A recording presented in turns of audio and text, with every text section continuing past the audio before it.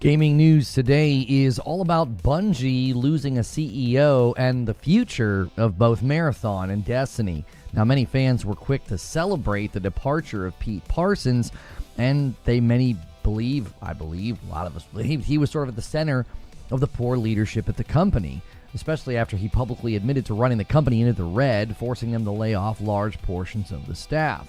But now other fans were not so quick to be excited, saying, listen, the successor to Pete Parsons is likely not going to make things any better because of his infamous GDC speech where he warned against overdelivery in a live service game.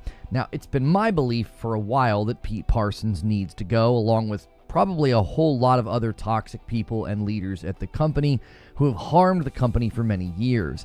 But I've also believed that Justin Truman's remarks at the GDC presentation have been largely misrepresented and ripped from their larger context. If you only see that small snippet, it seems like the guy is basically saying to consistently deliver mediocrity to your players. So we're going to discuss this today, and we're actually going to watch that segment of the GDC talk. I went and looked at it, like the actual entire segment, and I'll break it down and give my thoughts, and you can as well. Now, that'll be a timestamp below.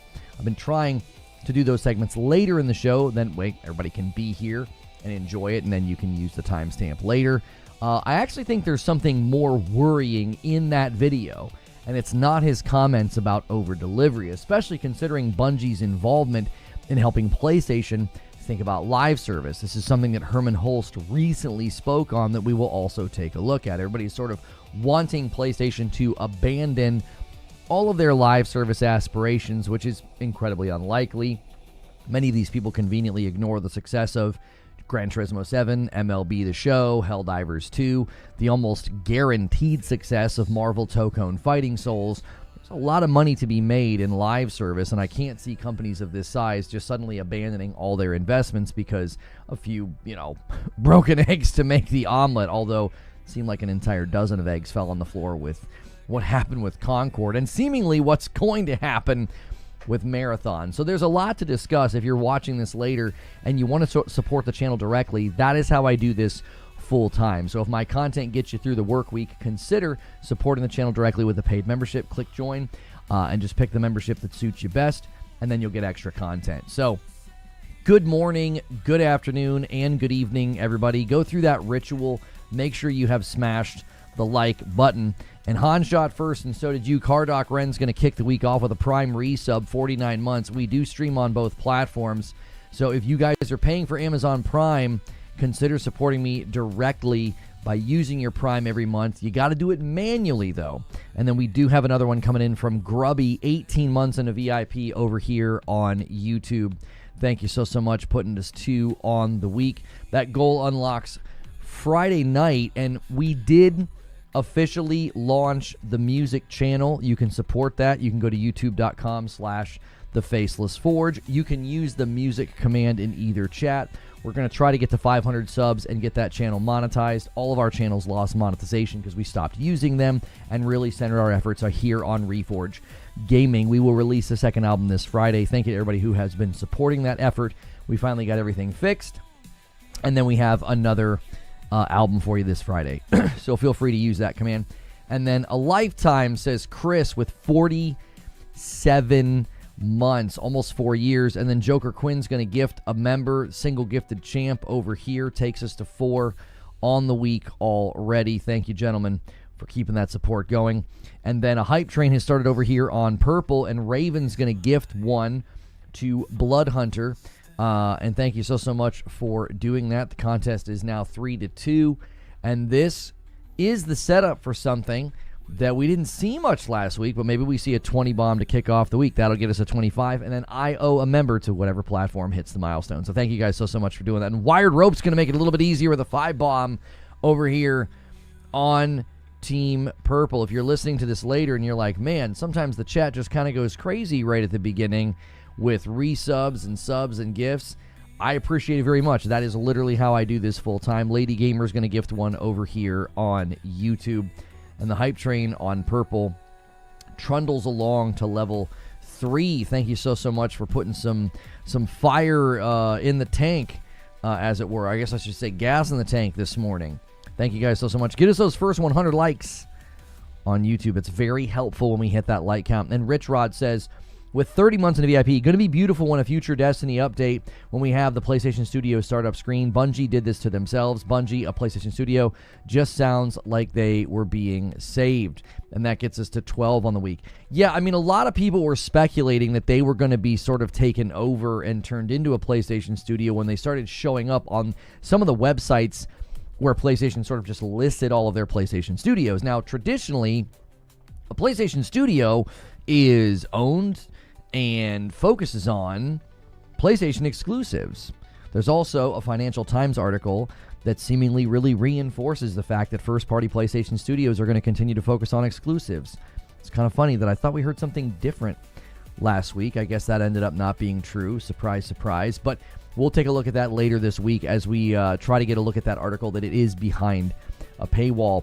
Hendrix renewing for 31 months. I think PlayStation needs to just take over Destiny. The game needs some life shot into it. The future of Destiny, or like a Destiny 3, I think does lay at the feet of PlayStation. They've got to figure it out. They've got to figure out how to fund it. They've got to figure out how to get that company to a place where they can actually build it, because I don't think a company that size is justified. Its existence can't be justified with a burning out live service game with Destiny 2's engagement just sort of plummeting. I know they've turned things around and people feel better, but they are certainly on their way out. We know this, and Marathon is almost an assured flop. So we'll see. I'm not really center frame here. What's going on? There we go. Everybody's OCD was probably acting up. Sorry. Yep, and sorry about that. Thank you, Dwayne, for letting me know. I'll go ahead and pause those pesky things that disrupt the stream, and do me a favor, hit the like button if you appreciate that. C Squared using Prime on Purple to do a double dip and gets us to 31 months on Purple. Thank you so much, Dwayne, for doing that. A little contest between YouTube and Purple.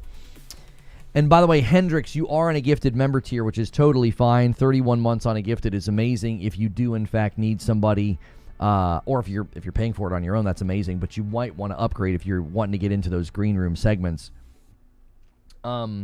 Was not looking, only listening. What's good, Chris? To the person who gave the gifted sub, I missed it, who it was. Oh, Bloodhunter. It came from Ravenstorm. They gifted that to you. The end of Destiny 2 probably needs to happen one way or the other. Yeah, Talika, I saved the link. Thank you so much. I'm going to take a look at that Financial Times article. I want to see the full context of the comments. And the hype train continues to move over here as Predator renews for 15 months. And you guys may roll it over and extend the hype train if you can get it to level 4. Thank you so much. Gifteds, bits, renewals, all those things help. Sorry to ask again, but did I miss the Bungie news already? I mean, the news was that Pete Parsons, the CEO, is stepping down, replaced by Justin Truman. He'll become head of the franchise. And it's getting mixed response. There are some people that are very, very excited about him being sort of... People think he's being shoved out. I happen to think he is being shoved out, if you want my opinion on it. I think PlayStation's in the driver's seat. I think you're going to see more exodus in the coming weeks. I think you're going to see more people, leaving. I read the article. I don't think it changes what we heard last week. What we heard last week was a bunch of lies, obfuscation, and misleading reporting. So, I mean, yes, I actually think it does change what we heard last week, because it was a bunch of people being dishonest. And thank you, Hendrix, for upgrading to a Member Plus. Upgrades count as 2, so that takes us to 16. Thank you so much. And that bumps the line to 7 to 9. I thought he'd be gone in 2026. I thought he would make it to 2026. I really do. I thought he was going to make it to 2026. I thought there's no way that this guy, leaves before then. There's absolutely no way. This guy's going to stick around for that final payment. He is not going to leave before then. The fact that he's leaving before then, to me, I think he was pushed out. That's what I think. I think remember, this comes in the wake of PlayStation saying the goal is for them to become a PlayStation studio. Like, if that has happened, if the beginning of that has happened, now I heard whisperings from different places that in the background these changes were already taking place. Like, organizationally, that had already happened. Like, Bungie had already kind of slid over and had become a PlayStation studio. Now, if that in fact happened, then I think that's why he's gone. Mag and C's are talking about games going to other platforms a little faster, or Returnal going to Xbox. They don't dispute that. Those are unverified rumors, and both of those gentlemen have been wrong about a handful of things. I think in this particular instance, Mag's being misrepresented. He said it's a conversation that has started. What Detective Seeds has said, I see no evidence for. I see no shifts. I see no changes. I see no budgetary changes. The fact that they're adding Legends to Yote later almost disproves the notion entirely that they're going to suddenly just start taking things over 6 months. So you want to take a tweet and act like that's somehow, oh yeah, that's the future, but what PlayStation just said in a Financial Times interview is not. It just seems very biased to be like, well, I'm going to trust this tweet over like the actual company speaking to these matters. It seems like people want that reality to come to fruition, and every evidence that it is, contrary to it's going to be ignored, but a tweet is going to be your evidence. Like, they've been wrong before. They've gotten bad info. They've gotten, things that were not accurate. Like, nobody that runs with rumors have a good or a perfect batting average. The only person I think who has like one of the best batting averages is Tom Henderson, because he doesn't run with rumors. He runs with verified info. They verify who they're speaking to. They verify that it's real. They get documentation, like when he ran the stories on the PS5 Pro and the PlayStation Q Lite. So same thing they're doing with the handheld. They're speaking things they want to be true and trying to make everyone believe them. Yeah, that whole thing is just continuing to be hilarious to me. How about the leak that Returnal's coming to Xbox? That's what I mean. It wasn't a leak. The only two people who have claimed that have been Returnal and Mag didn't say it was coming. Mag said there was a conversation about it happening, that it still couldn't happen. The leak was that Xbox is going to pay for it and PlayStation will get a bigger revenue share. On Returnal? Like, come on, man. Winged Wheel with 8 months. 8 months going strong. Thank you so much, Winged Wheel. Getting closer to that first milestone where I owe whichever platform hits it a member. And both platforms are in strong contention with each other right now. 8 to 9. Only been streaming for about 12 minutes. Let's get those first 100 likes. Yeah. No. Bungie coming over under PlayStation Studios was easy to see, right? We saw it on websites. We heard rumors and murmurs of it in the background, and then they officially stated this situation with Returnal. It's like, you mean to tell me a game that maybe sold 1 million copies so far, somewhere between 1 and 2 million copies so far? You mean to tell me that PlayStation is making Xbox pay for the port? And then they're arguing for a better revenue share? Like, it doesn't make any sense. Like, that rumor, everything about that rumor feels off to me. I don't know. It feels like they're trying to catch a leaker with a fake leak. That doesn't feel genuine at all. That's, of all the games to do that with, I'm like, Returnal? Like, that's not a negotiation chip. That's not a very strong... Like, I love the game. I really do. I'm working on unlocking all the perks on all the guns. I'm using Tower of Sisyphus, which tier 3 perks in that game take way too long to upgrade. I cleared like 4 rooms and killed elites and bosses and mini bosses and all kinds of enemies. And man, that bar barely fills. Good night. I was working on Rising Pitch 3, and I was like, come on. And I finally died because you get so far, the rooms get crazy. It's like you beat the boss like 2 or 3 times, and then the game gets nuts. But that's when the tier 3 perks start showing up. Interesting take this weekend. Edge of Fate literally did all of these. Power reset, brand new story saga, revamping the entire core foundation of the game. Seems people are sadly just gone no matter what happens until the 2 turns into a 3, and there's nothing Bungie can do to change that. Yeah, I think people are just done. The other advantage of basically Destiny... Like, listen, if Destiny 2 goes dark while they work on Destiny 3, that's actually a huge advantage. You want people to stop playing. You want people to take a break, go away, go play something else, and then 4 or 5 years later, you drop Destiny 3, and then they come back, and then it feels fresh and new. Yeah, guys, do me a favor and use that music command. I know people have different opinions on this, but if you want to support the stuff that we've been making, I write all the lyrics. I do use AI to make the music. We are not at all trying to hide that or keep that from people. But if you want to support that, we drop first album. Second album will drop this Friday. You can go to the Faceless Forge on YouTube. Soon I'll have the .coms directing as well. They're currently not doing that. But yeah, if you guys help us get that channel to 500 subs, we can get that one, we can work on getting it monetized, which currently it is not. It makes sense for Microsoft to do that, to placate console users as long as possible. But not with Returnal. Not with Returnal. I'm telling you, that there's something about that leak that doesn't smell right. There's something about it. Like, I don't think MAG or Seeds are being dishonest. I think they were given really weird intel. The whole thing feels off to me.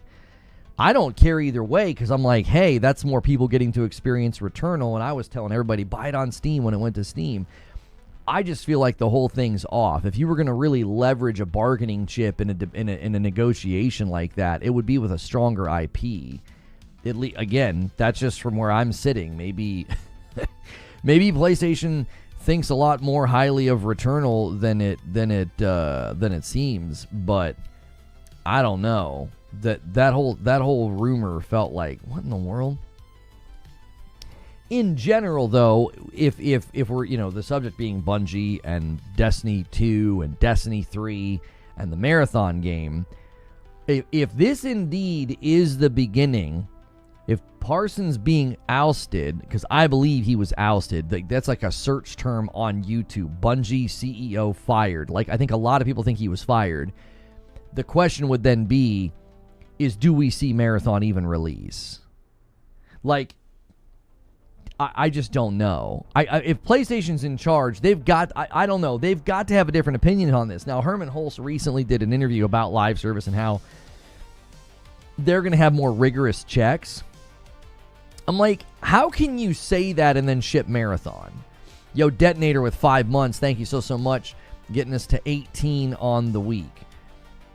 Like, what Herman Hulse said feels an awful lot like lip service. If you're like, no, yeah, we've got more rigorous checks in place for our live service, and then you're going to ship Marathon. Where are the rigorous checks there? That game is a lame duck. That thing is not going to go anywhere. We're seeing other live service games right now struggle who had strong starts. Games that started out strong, that people wanted to play, are struggling. What do you think your game's chances are when there's art theft controversy, there was an overwhelmingly negative or even tepid response to the game's, showcase and publicly viewed beta, and what in the world do you think your game's gonna do if games with a strong start in live service are struggling? What hope does Marathon have? While the old guard push for Marathon, how can you be in the industry so long and think that Marathon would hit the mark? I mean, I think that company has people inside of it that are so drunk on hubris. People knew I was going to say it. That's like my favorite word with them. Just this thought that they crap gold. It is just pride down to the bone marrow. If you listen to the way that they talk, if you look at the way they've postured over the years, they're so like, just, man, everything they do is amazing. What the heck? We dropped a bunch of frames. What the heck happened?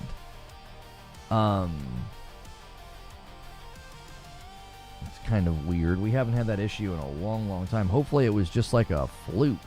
Nobody complained, and I'm not seeing anything on my task manager. I didn't open or do anything. What's the number? 1759. That's a lot of frames. How are you? I'm good. Apparently, a lot of the devs who worked on Concord shifted over to Marathon after Sony shut their studio down. Where did you see that? You had a light blip a couple seconds ago. Oh, maybe it was just Twitch then, because YouTube doesn't seem affected at all. At least, well, hang on a minute. At least I don't think so. Yeah, no, I don't think YouTube was affected at all. That must have been on Twitch's side for some reason. Could have been your the Ninja servers over there or something. Your shirt looks like a screen brightness test to start a game. That's right. Only you're supposed to drag the bar until it's barely visible, and no one ever does that. Hubris, the official drink of Bungie. That's right. That's white. Right. Kill one game and then kill another. I mean, if there are Concord developers that got shuffled over to Bungie to work on Marathon, you can't lay that at their feet at all. I mean, they obviously did their best to have one of the worst game launches in history. But Marathon is where it is because of Bungie. It ain't got nothing to do with the boys from Firewalk, if any of them ended up over there. Yeah, just moving to fair games after that. That's exactly right, Toldar. It's the Grim Reaper meme going to the doors. It's like, all right, great work, boys, on Concord. Excellent work on Marathon. Why don't y'all head over there and see what you can do with fair games? And they're like, are you sure about that? Like,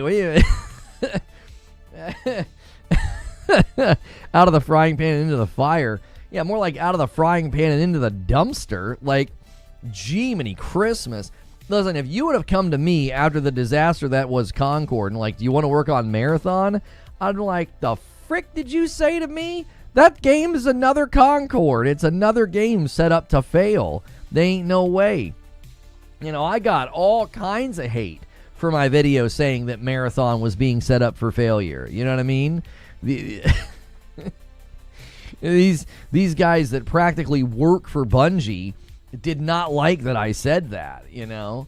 It was like, and now all of a sudden they're all on that ticket. Like, yeah, this game's basically going to fail. Like, oh, you get really bold when everybody else says it. 8 months. Oh, now hang on. So Scotty B with 40 months. Thank you so much. And that gets us to 19 members. Thank you so much. Inching ever closer to the first 25 of the week where I owe you guys a member. We're back to our roots every 25, so keep it going, guys, with gifts, renewals, all the things. Who are these developers, junior coders, and low-level combat designers? Name these Concord devs working on Marathon. Yeah, I mean, I asked him. I didn't see that reported anywhere. I feel like that would have been a pretty big story. What's good, Raven? That would have been a pretty big story if someone's like, oh, yeah, I have it on good authority that they moved a lot of the Firewalk devs over there to Marathon. I feel like a lot of people would have been talking about that. You know, that wouldn't have just been like a, woo, that one slipped by the radar. That would have been a front page story. Anything that can, you know, resurface the hatred for Concord. I mean, it would have been making the rounds, especially in light of all of Marathon's troubles. The internet loves a car crash, and gamers love negativity, I guess I should say. They like negative videos. Like, I think that would have been pretty much everywhere if that was in fact true. I don't understand why Sony doesn't just pull the plug on Marathon now if they have control. Who is pushing for Marathon at this point? Okay, so if I had to guess, Ashen, let's imagine that they want to cancel it, okay? And let's imagine they're now in the position to cancel it because Pete Parsons was indeed fired. I think he was fired because there was the rumor that all the leadership was going to hang around until the final payment from Sony in 2026. This guy couldn't make it another 10 months. You know, Parsons couldn't make it another 9 months. This guy's got cars to buy, right? I feel like he would have stuck around. So I think it's fair to assume that everything I just said is likely to be true. I think it's likely to be true that PlayStation fired him and that PlayStation's now in the driver's seat. If both of those things are true, my prediction would be they will announce the canceling Marathon very quietly. I don't think it'll be a big hurrah. I think there's Jeff Grubb and others saying there's some kind of a Sony event in September. whether that's a showcase or just a state of play, there's one of two ways this plays out. Sometimes these companies like to get the bad news out of the way, and then they wash the public slate clean by doing a bunch of announcements. So like the week before the state of play or the showcase or whatever, they say, hey, they make Bungie announce it's been canceled, right? I don't think that many people would view that as bad news. They'd be like, oh yeah, good decision. Like, what the frick took you so long? Would be the response that like most of us would have. We'd be like, well, wow, everybody kind of saw it coming except for you guys. So that's one way it could play out. You do it right before the state of play or the showcase, and then you kind of wipe the public slate clean by announcing stuff. You got a bunch of maybe new footage of Ghost of Yotei or something, and then you let that kind of take over. The other way that you would do it is you'd let the state of play come out, you do a showcase, whatever they call it, you'd let Yotei release, and then later in the year, just very quietly, when the news is slow or something, you let Bungie announce that it's been canceled. Personally, the strategy that I've noticed that all these companies like to do, they like to do the bad news first, because then you forget about it a week later because they're doing like a showcase or something. Stone Spire setting up the first milestone with a real easy one, a 5-bomb to steal it. Whichever side does it, and that also ties it up. It's now 10-10. It's a race to the first 5, well, not the first 5-bomb of the week. Wired Rope already did a 5-bomb, but the first milestone of the week. They already have Killzone and SOCOM IPs to tap into. Why these epic fails such as Concord and soon-to-be Marathon? Well, they didn't come up with the idea for Concord. Firewalk did. Herman Holst, for whatever reason, thought it was a banger. I don't know why he thought that. Now, when he looked at it, there might have been very different feelings in the market about those types of games. Like if he looked at it in 2021 or something and thought, hey, this thing could be great, and then the market kind of shifts on these types of games and nobody wants it, and Kardoc Ren wins it for Purple with a 5-bomb. Some of these guys have officially switched teams, and Kardoc Ren has been helping out Team Purple win these fights. It's now 15-10, and I owe you guys one over here. We do a single gift at every 25 as a way for me to say thank you and to pay it forward. We have a very generous community here, and if you want to support directly, consider doing a sub, a prime, or click join, or type !join over on YouTube. So, again, my personal contention is that they would do it, before some good news. Now, to what we were saying, like, oh, you've got SOCOM, you got Killzone. What I was saying is that, like, Concord was dreamed up by another studio, and then PlayStation came along, and Herman Holst thought, oh, this is going to be really good. Marathon was not dreamed up by PlayStation either. This was a Bungie-directed thing, and I think this fell under the umbrella of Bungie was trying to build bridges away from Destiny. I think they determined as a company that to do Destiny for another 10 years in a brand new Destiny 3, they had determined that they didn't want to do that. Now, whether that was under Luke Smith's leadership or just as a company, they kind of collectively decided it would be great if we could work on something other than Destiny for the next decade. Maybe they were staring down the barrel of talent loss. Many people were like, listen, if you guys greenlight Destiny 3, I'm going to walk. I can't do this anymore. I'm sick of this game. I'm sick of the whole thing. We're ready to be done. Because you think about Destiny 1 launched in 2014, which means they started working on Destiny probably in 2009, 2010, right? So let's just say 2009 to now. They're coming up on 20 years. In 3 or 4 years, that's 20 years of working on Destiny. That's a long dadgum time. And if you think about how they kind of did it with Halo, they get to a point where they're like, yeah, we're done with this franchise. We want to move on. So I think Concord was an effort for Bungie to do that. I think they had determined, hey, this thing, because according to Dr. Lupo, he was at Bungie in 2018 testing something that ended up being Marathon. I might have used the wrong word a second ago. I might have said Concord. I'm talking about Marathon. So, in 2018, Lupo is playing something that ends up being Marathon. Well, I believe what he was playing was stuff that was originally being cooked up for Destiny 3, because there was Anon the 9 who was leaking things about Destiny rather consistently and had an amazing track record. Well, Anon the 9 claimed that Destiny 3 was going to have like these open world areas with PvPvE elements of like you could be killed by other players like in the public space. It wouldn't surprise me at all if that's what Lupo and others were playing 7 years ago. In its early onsets of planning, they were thinking, okay, what are some things we could really do to open up Destiny 3 and make it seem more like a living world, like other ways for players to interact in the public spaces and things of that nature. And that is probably one of the things they thought they could do. So, in light of that, I think Marathon over time evolved into a separate thing when they determined we're not doing Destiny 3. That's what I believe Marathon is. I think that's why it's soulless. I think that's why it's bare bones. I think that's why it feels like they thought everybody's going to be like blown away by an alpha, because I think that's what happened to it. I think it inevitably made it very weak because it wasn't attached to a larger package.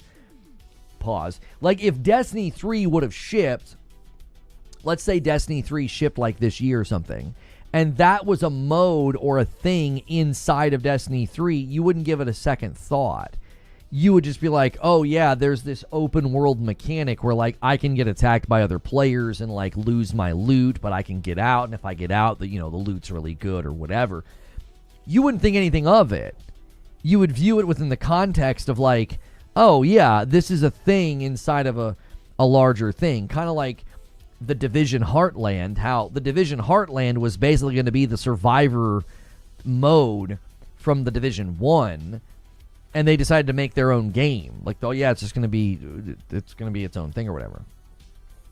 Yeah, extraction shooters, right?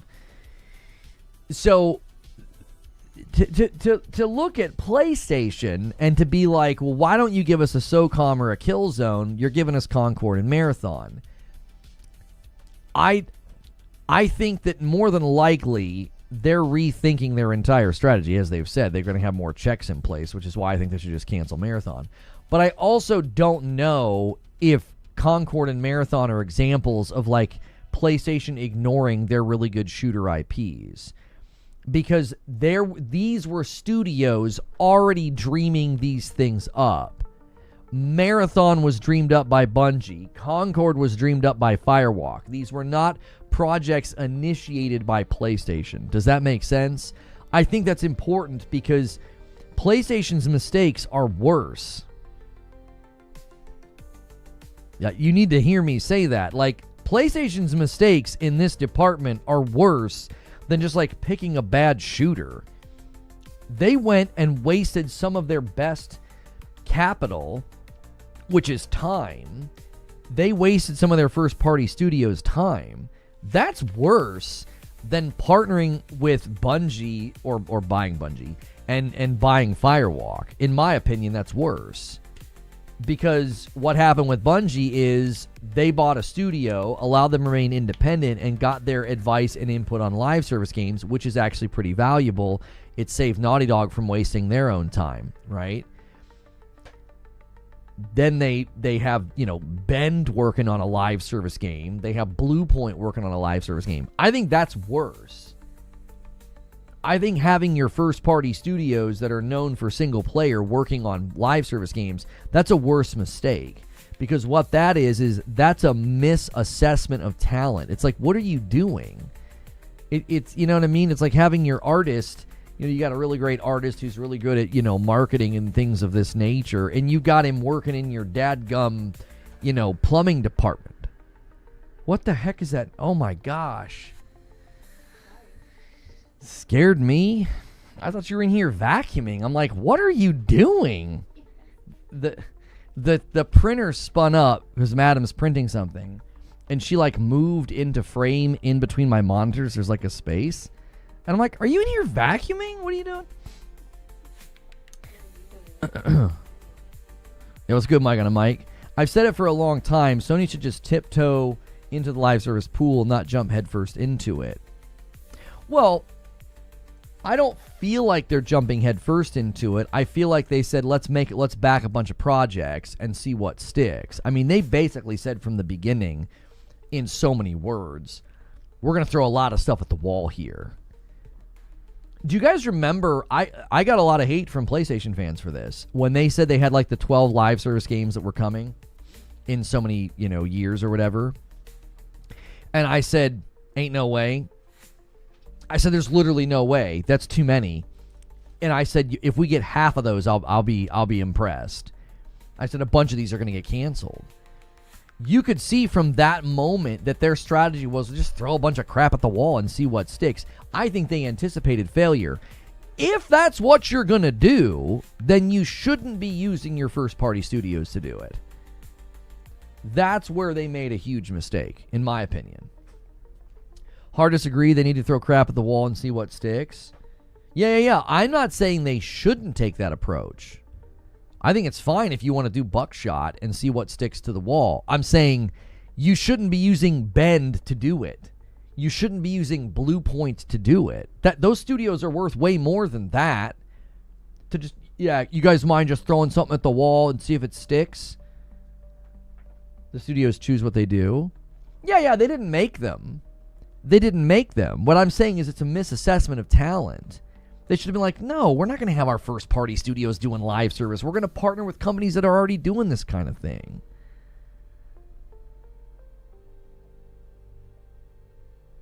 Can you explain your position on exclusives and going to PC? There are clips of you going around that look contradictory, and so you always say to come and ask you directly.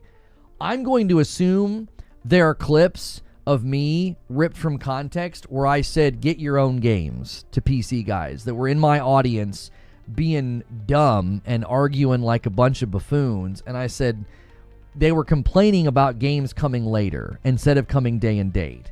And I was like, why don't you get your own games? Like, these platforms have exclusives, and the exclusives are a driver for people to buy the hardware, and the people that buy a PlayStation are happy to have exclusives.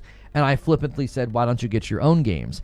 Disingenuous people who consistently lie about my content have tried to use that clip to argue that, like, I'm very angry about games going to PC.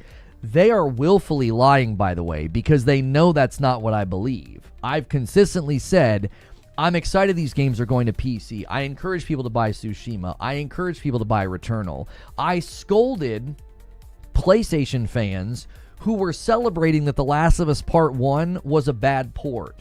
They were like mocking and laughing at the PC Master Race. And I was like, why would you be celebrating a port going over there and being bad? That clip is everywhere. That's a short on my channel. That's a short on my TikTok where I basically am like, why would you celebrate a bad port? And I literally say in the clip, I say, you sound dumb. I say this in the clip. I'm scolding PlayStation fans for this. But there's one instance where in the midst of a back and forth and an argument where I'm arguing against a really dumb take, which was people complaining that the games weren't going day and date to PC, and they were arguing against exclusives. And that's when I was like, why don't you get your own games? Like, if your platform is so great, if your platform is so wonderful, where are all your games? Where are all your exclusives or whatever? And these people have run with that clip to claim, oh yes, Reforge Gaming is angry and coping and seething and malding, all of these wonderful, words that are just repeated ad nauseum by people with low IQ over and over again. That's what I'm doing when I say that. Like, one of the things that you have to understand in this industry is that when you're seeing a clip of somebody that's being negatively framed, you should immediately be suspicious. Be like, oh, okay, let me go and check the original source. Let me go and check the original video. Let me go and see what this person actually said. Because we live in a time where that's exactly what happens. You'll watch some guy stream for 3 hours. You can grab a clip and make him look crazy. You can grab a clip and make him look unhinged, right? He gets mad in one match. He plays for 3 hours, is pretty cool, pretty calm, having a good time. But then you'll see the thumbnails, right? All these AI thumbnails where they make the streamer look like they're crying or screaming or whatever. And they're like, yeah, this person just freaking raged out. It's like, that's the world we live in now. Is one of obfuscation and lies. And to consistently have to hear somebody say, I didn't say that, that's not my position, I didn't say that.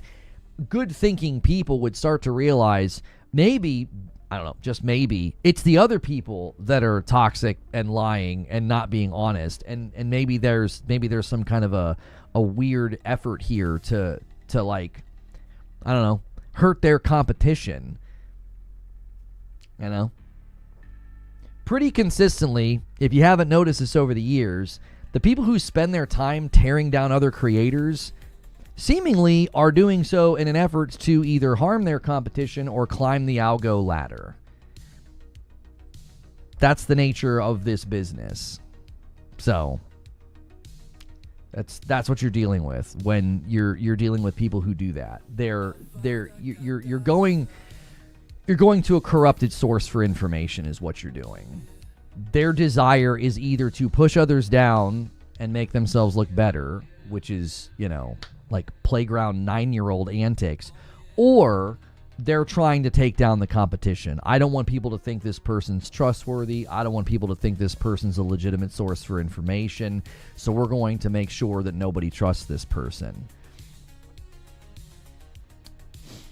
Sony did say that they didn't think all the live service games would be successful. They really only need 1 or 2, but you have to try multiple games, I guess.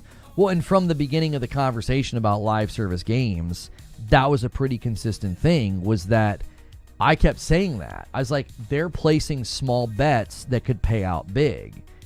Now, people will say, but Concord cost $400 million. No, it didn't. That's another lie that continues to get spread by people. Firewalk, as a studio, procured $200 million in funding before they were even purchased by PlayStation. After they were purchased by PlayStation, they procured another $200 million in investment. Now that's the studio. That all that money didn't go to Concord. Who knows where it went? Nobody really knows where that money went. Nobody really knows. Because if you played Concord, you know that you weren't playing a $200 million budget game or a $400 million budget game. No. Now, maybe it got really expensive near the end because they were bringing in other studios to like help get it off the ground, right? But somebody at that company started up a car collection. Yeah, Pete Parsons 2.0. Yeah, that continues to get thrown around, and that's just not true. They're like, yeah, PlayStation lost $400 million. That quite literally is a lie. It is not true. Okay. Yeah, Firewalk had 3 to 4 different games in the works. They were I don't know what they were doing. I'll tell you what I think they were doing. I think they were really good salesmen. That's what I think. I think they talked a really good game. Because if you go back and you read Herman Hulst's remarks about that studio and about Concord, and then you look at the finished product, you would think Herman Hulst should be disqualified from his position. You would think that. But then, there's another real similar story. One where folks even at the company, at Bungie, have speculated that Bungie really oversold their value to PlayStation.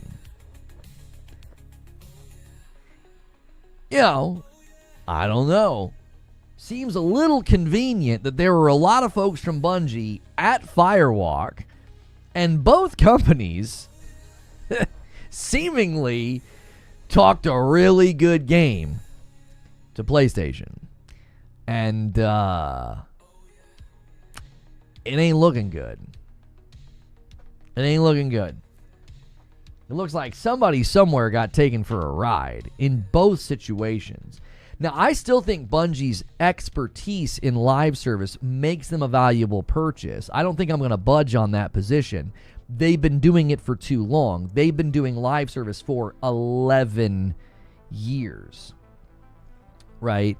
11 years of influence, of information, of data, to be able to bring that to the table and say, hey, you've got to think differently about this, or you've got to have an exit strategy, or you've got to have development plans for bandwidth. How are you going to keep up with player demand? How are you going to keep up with, player funnel patterns that need to be in place for, a game like this to be successful? I still think that makes them a valuable purchase. I also think they're a very talented studio. They got a bad leadership. They got things that need to change. But I still don't think they're a bad purchase. I think maybe Sony paid a little too much. Think about it like this. Sony paid an extra $1 billion so that nobody would leave Bungie when they purchased them. Okay? Well, that extra $1 billion don't mean much when, as soon as we're outside that window of time, you find out that good old P.D. Parsons is running the company into the dadgum red, and they've got too many incubation projects spun up. Their cash cow is slowly bleeding, and they got to lay people off. That $1 billion feels like you might have wasted your money because now they got to lay people off. So what does Sony do? Sony absorbs the staff. Sony absorbs like 200 to 250 some odd people into SIE. They've also spun up a new studio, LFG, and they absorbed one of the projects. I think Gummy Bear, I think. Yo, what's good, Feed? I see you in the chat. And so, to me, PlayStation clearly valued the talent at the studio. Because if they didn't value the talent of the studio, they wouldn't have spent the $1 billion so people didn't leave. And they wouldn't absorb most of the people laid off. Like there's a percentage of people who didn't make it, which is not good. That's sad when you see people lose their jobs. It's not good for the industry to see talent leaving, especially when there's lots of other talent leaving, and then you have this essentially, you almost have too many people now. There's too many people. Like, where are you going to put them all? Where are you going to hire them? Right? There's too many. When you have that many people suddenly out of a job, you got to consider. It's like suddenly flooding the market with people that are, all of a sudden everybody needs a fast food job. Well, there's only so many fast food places. All of a sudden everybody wants to be a manager. All of a sudden everybody, you flood the market with people in those areas, and it's like there's just too many of them. Spinning up another studio is a big tell. Yeah, they saw value in the studio. Guys, really quickly, if you haven't done so already on YouTube, try to get me to 200 likes. We're really close. Great, strong start to the week. We've already hit our first milestone. I've already had to gift a member to Team Purple. So keep it going. Make sure and celebrate your renewals as well. Those add up very, very quickly. So, I still don't think it was a bad purchase. I think that both Firewalk and Bungie talked a really big game.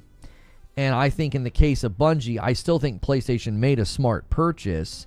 I think they paid too much because of the whole $1 billion to keep people around, and then they ended up laying people off anyway, and then all of a sudden they're having to shoulder the operating costs of those personnel because they're hiring them or putting them into SIE or spinning up a new studio, which means you're shouldering the operational costs of that studio, which means you paid $1 billion to keep people around, and now you're having to, more directly shoulder their operational costs, their employment. So then you're shifting around costs now. Now you got portions of SIE whose operational, budgets have gone up by how many, 200 some odd employees or whatever. So I would say they paid too much. And I think if you look at what happened with Concord and you look at what happened with Firewalk, yeah, I think they got taken for a ride. I think Concord was a bill of goods. I doubt the full retention bonus is fully vested. That's the other question, Eugene. With Pete Parsons leaving, he's missing out on that final payment next year. So are there more people going to get pushed out? I believe he's been fired by PlayStation. If you paid too much, that can't be a smart purchase. Well, you could say that. You could say, yeah, it can't be a smart purchase. Or you could say that Bungie oversold their worth. You could say that Sony still feels like they paid the right amount of money, because if they felt like they paid too much, they would have let all those employees go. PlayStation have been like, yeah, we don't care. We got taken for a ride. We got ripped off. Let all those people get laid off. The fact that they didn't let all those people get laid off, to me, says they're like, no, that money was well spent. We need to keep these people here. We need to keep these people. They're valuable. The situation with Firewalk, yeah, I think you need more people in the room, because if they're in this situation again, which they inevitably will be as they're partnering with companies to do more live service, you got to have somebody in the room that's like, listen, I need you to show us your market research. I need you to show us compellingly why you feel this game has a shot. Because clearly the sands shift quickly. Clearly. The sands shift very quickly. It happened to Kill the Justice League. It happened with Concord. You have these games that feel like, oh man, this is a good idea, this is a great idea, and then 4 or 5 years of development go by, and then the market says, no, this is crap, nobody wants this. You got to have somebody in the room that's going to push a little bit harder on that and think a little bit differently about, like, oh yeah, your game looks impressive, but what's the market going to do? You know what I mean? You could go to a really talented studio. Like, let's take Bend for an example. Whatever Bend was building was likely good.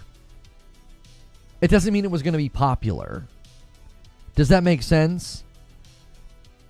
Like, for all intents and purposes, it's extremely likely that whatever Bend was building was of quality. Was good. Probably looked good. It probably played well. That doesn't mean there's a market for it. You could make an incredible battle royale right now, and it would run well, look really good. You know, maybe it's polished, maybe the engine's just humming. It doesn't mean it's going to do well. It doesn't mean that people are going to buy it. Just got here. What'd you say about Marathon? So my contention is that if PlayStation's in charge, and I believe that they are, I believe they have fired Pete Parsons, and I think he's the first opening salvo. I think they let him retire publicly, you know, as a professional courtesy. I also think from a PR standpoint, you know, they understand it's probably better to let this guy kind of walk out here with his head held high, like other people at the company who were celebrated when they left, and then we found out they were terrible people, you know.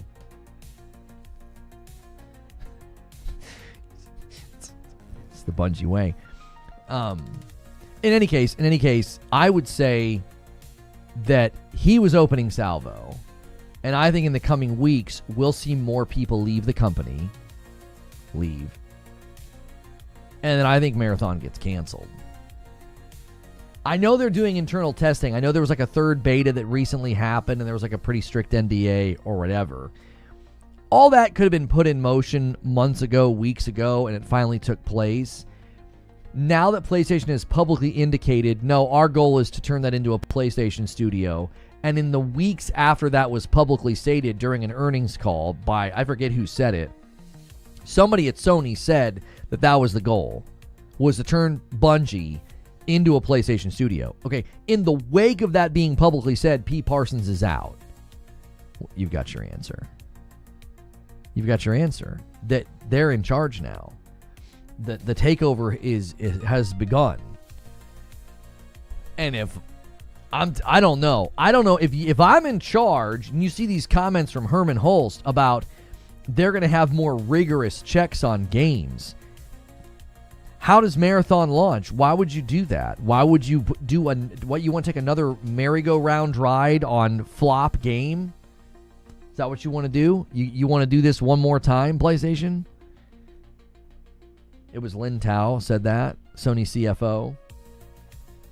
Member Plus, 3 months from Kilted Heathen, the edge of Overdelivery. Thank you so much. Speaking of Overdelivery, we are going to watch that clip in that segment. I believe it's been largely misrepresented. I actually think he says something way worse. Like way worse. So there's an infamous GDC presentation from Justin Truman, who is now in charge of the entire franchise. He's like head of the franchise or whatever. And there's a notorious GDC presentation where he warns against over-delivery and even talks about how there would be really, really cool things that he would basically tell the team, yeah, you can't ship that. Okay? It's too good, essentially. I'm not kidding you. We are going to watch it. But here's the thing. That's not the thing that he says that's bad or worrying. There's something far worse in the presentation. What he says about over-delivery is actually really sensible when you watch it in context and when you listen to what he's actually talking about. You're like, oh no, yeah, that actually makes sense. It's just he's speaking to developers, and, you know, gamers are like Schrodinger's tough guy. There's both a tough guy in the box and a weakling in the box at the same time. We get really upset when someone says something we don't like what Randy Pitchford said about $80 games. There was a lot of alleged masculine alpha males out there getting really triggered and emotional about something that a CEO said. Well, it's offensive. I'm insulting. Oh, okay, that's really tough. You're a real tough guy. And similarly, you know, Justin Truman says this in the context of speaking to developers, and without a hint of irony, people get really, really upset. Which is interesting, because if you watch the clip in its entirety, this is the grand irony of this situation. I really want you to hear this. In a stunning display of irony, people prove him correct by how angry they get. And I'll show you the clip in a minute, and I'll land that plane. And I'll be like, you see? He's right. And everybody getting really angry at one clip ripped from context actually ends up proving him right that you can't over-deliver. Could Bungie not just shut down and Sony hire all the goodness? Well, I mean, you don't need to shut them down, restructure, keep them going. Like, what are you going to do? You got a building and people and established teams, and, you know, you got a lot going on there.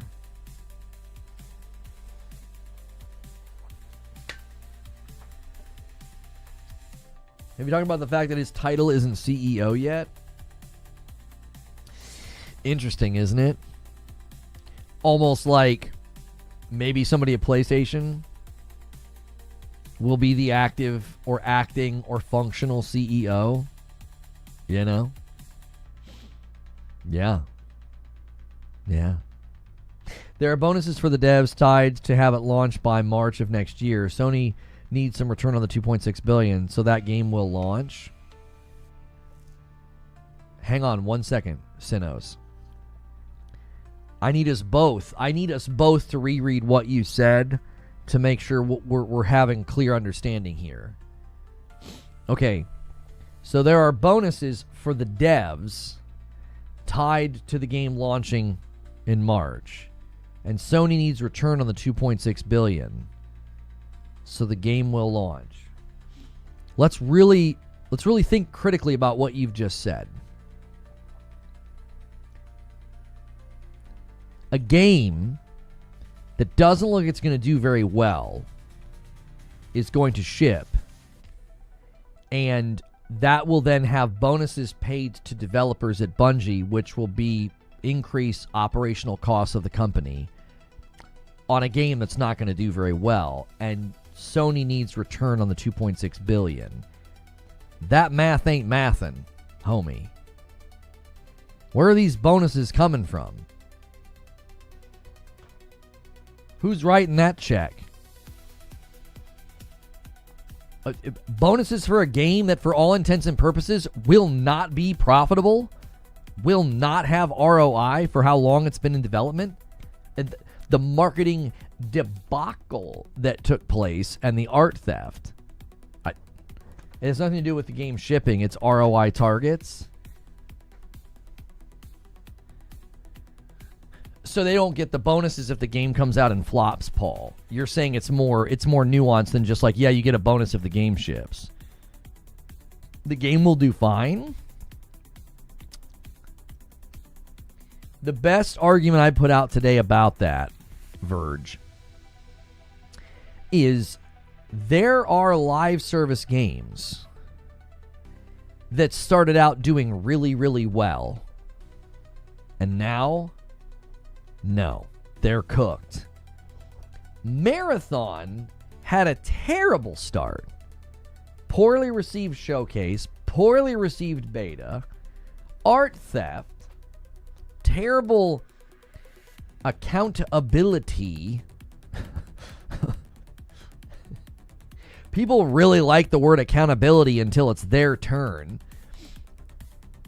And so that's the runway to the game launching. Like that, do you see what I'm saying?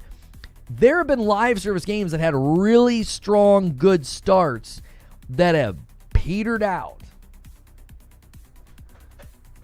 Marathon doesn't even have that in their corner.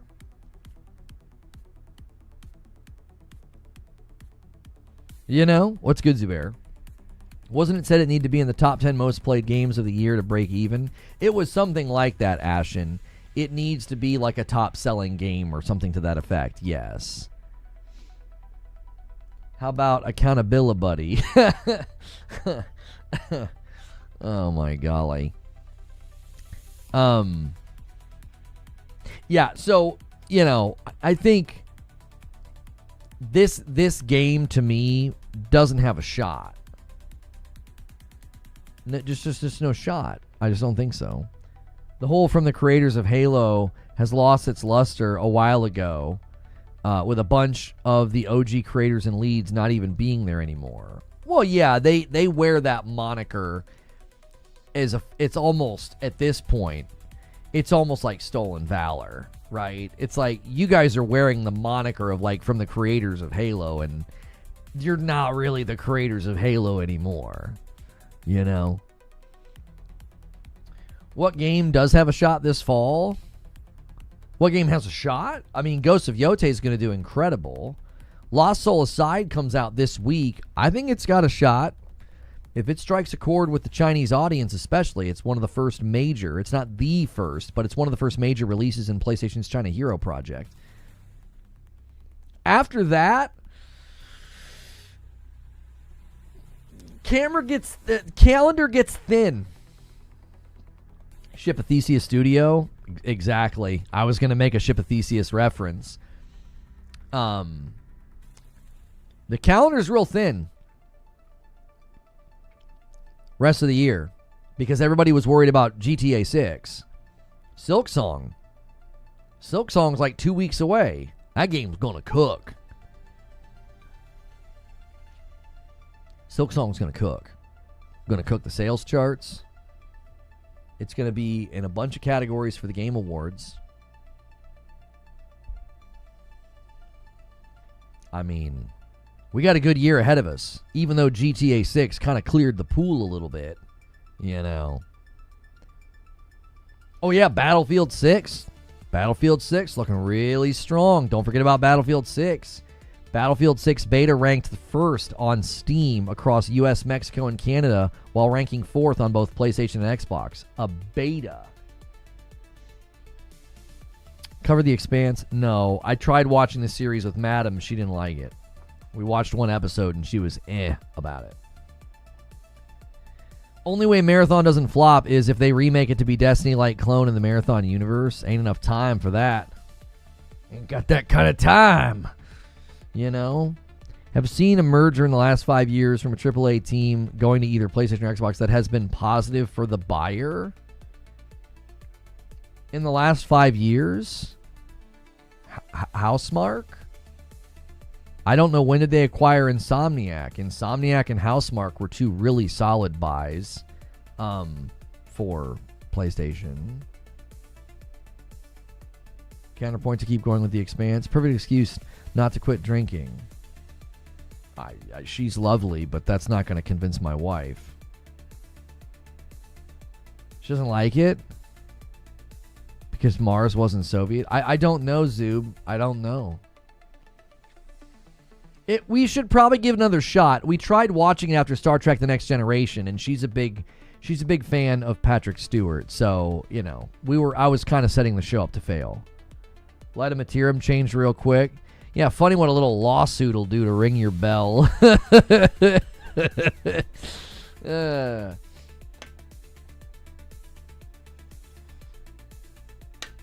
Yo, what's good, Mikey Bot? After 3 weeks of training the new guy, I'm finally back to a normal schedule. Well, welcome back.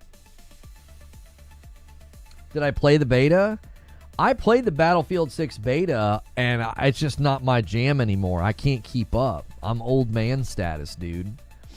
Week 2 of the beta, I just wasn't having any fun. A couple of really rough games.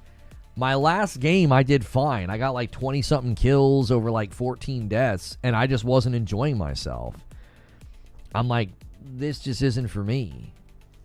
And now I'll play the campaign, but the games I'm looking forward to the most, this week, Shinobi Art of Vengeance, Lost Soul Aside. October, we got Ghosts of Yote. Before that, you got Borderlands 4. We got Silk Song in 2 weeks. I'm eating good. I don't need to play Battlefield multiplayer. I've got plenty of games to play. And the Battlefield campaign's probably going to be a good time.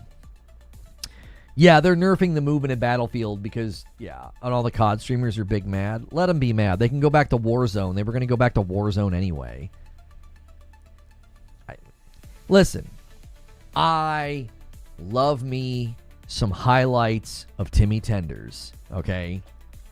And it's a shame that Dr. Disrespect was such an idiot and ruined his career, because those two together is, I think, some of the best entertainment. But some of those streams and some of these guys, like, they have carved out such an entertaining thing that only works in Battle Royale. It doesn't work anywhere else. It's not their fault. They're incredibly entertaining. You know what I mean? Think of it like this. Think of your favorite stand-up comedian, okay? There is something about the environment of being in a club with a smoky haze and some lights, and then the rest of the lights are off, that sets that up to be great. Then I want you to take your favorite stand-up comedian and put him on a street corner in broad daylight. Not as funny, right? Not as funny. Doesn't work as well. The context has an effect on the effectiveness of the entertainment. And I think taking someone like Timmy Tenders out of Battle Royale is like taking a great stand-up comedian out of the club and putting them on a street corner in broad daylight. It doesn't work. They're still funny.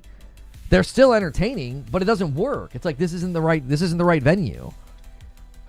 And I think these guys do far better in a Battle Royale venue. And that's why you'll probably see them flock to the Battlefield Battle Royale.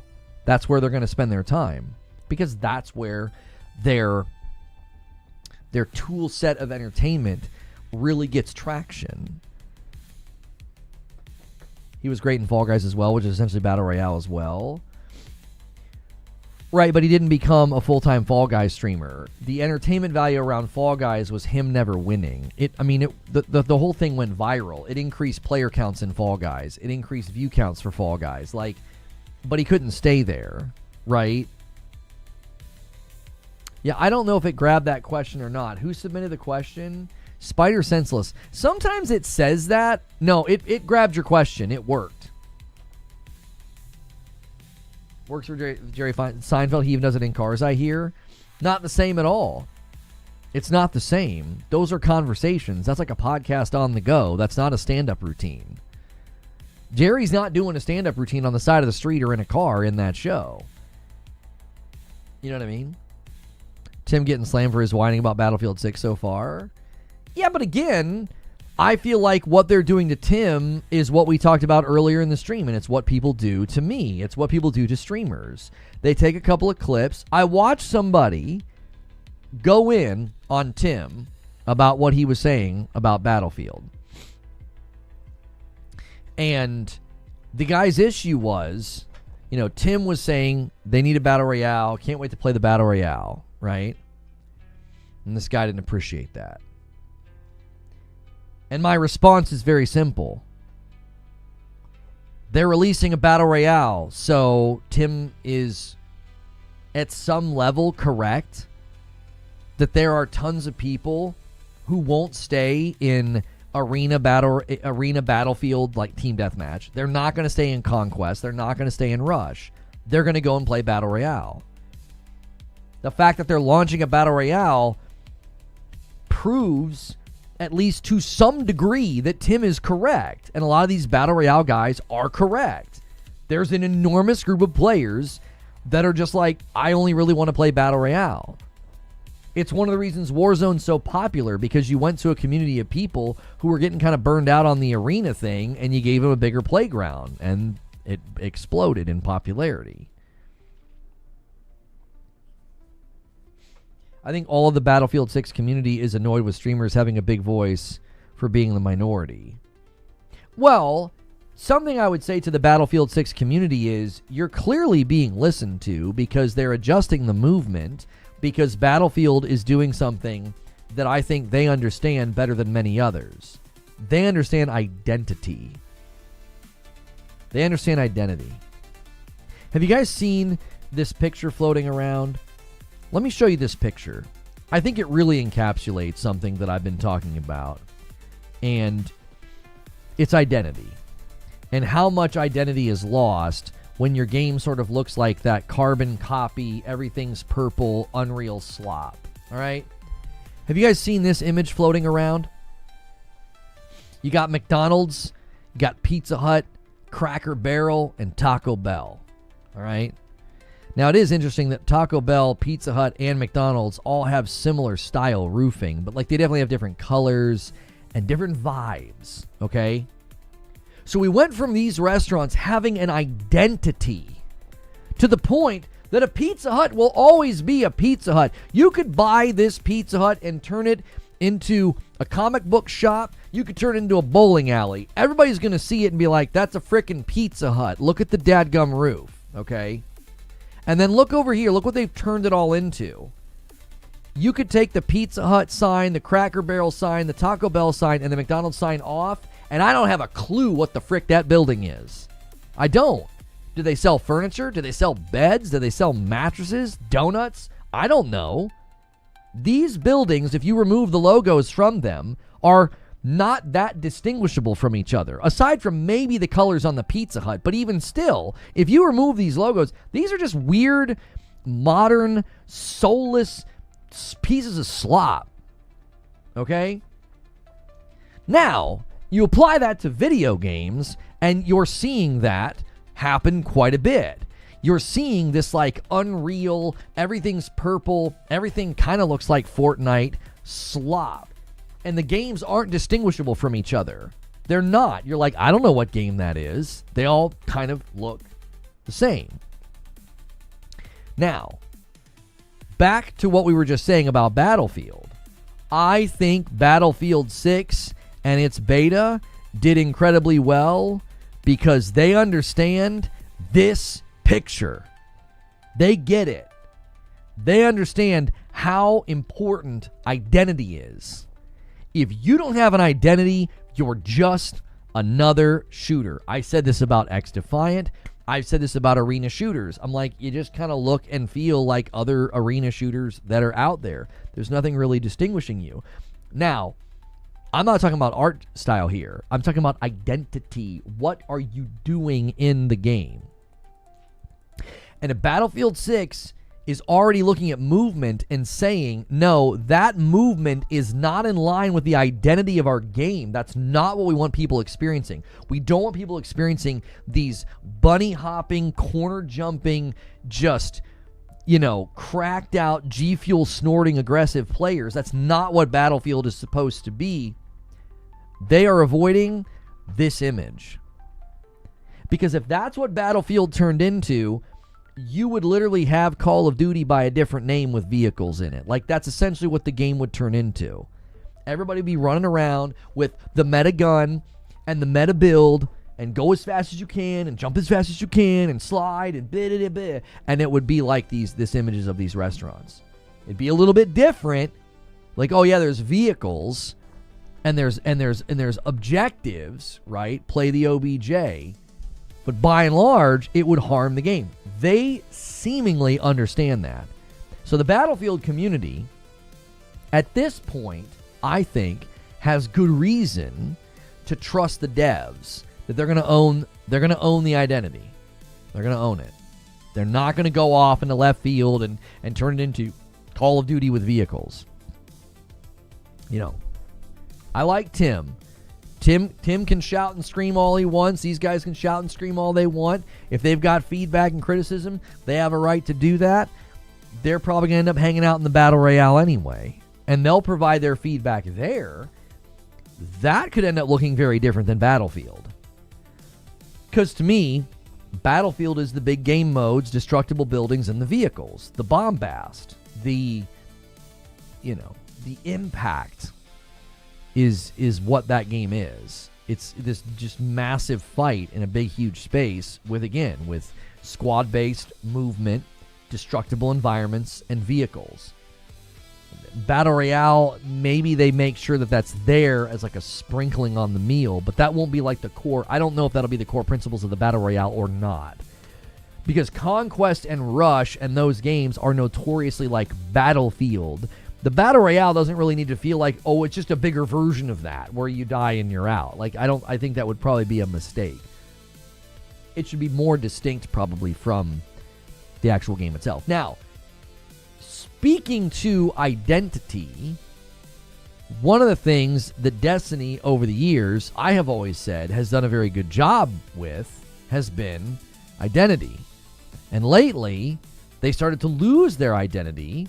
And I felt like a lot of it had to do with the way the game looked, the way the game felt. We got this weird Star Wars thing coming later this year.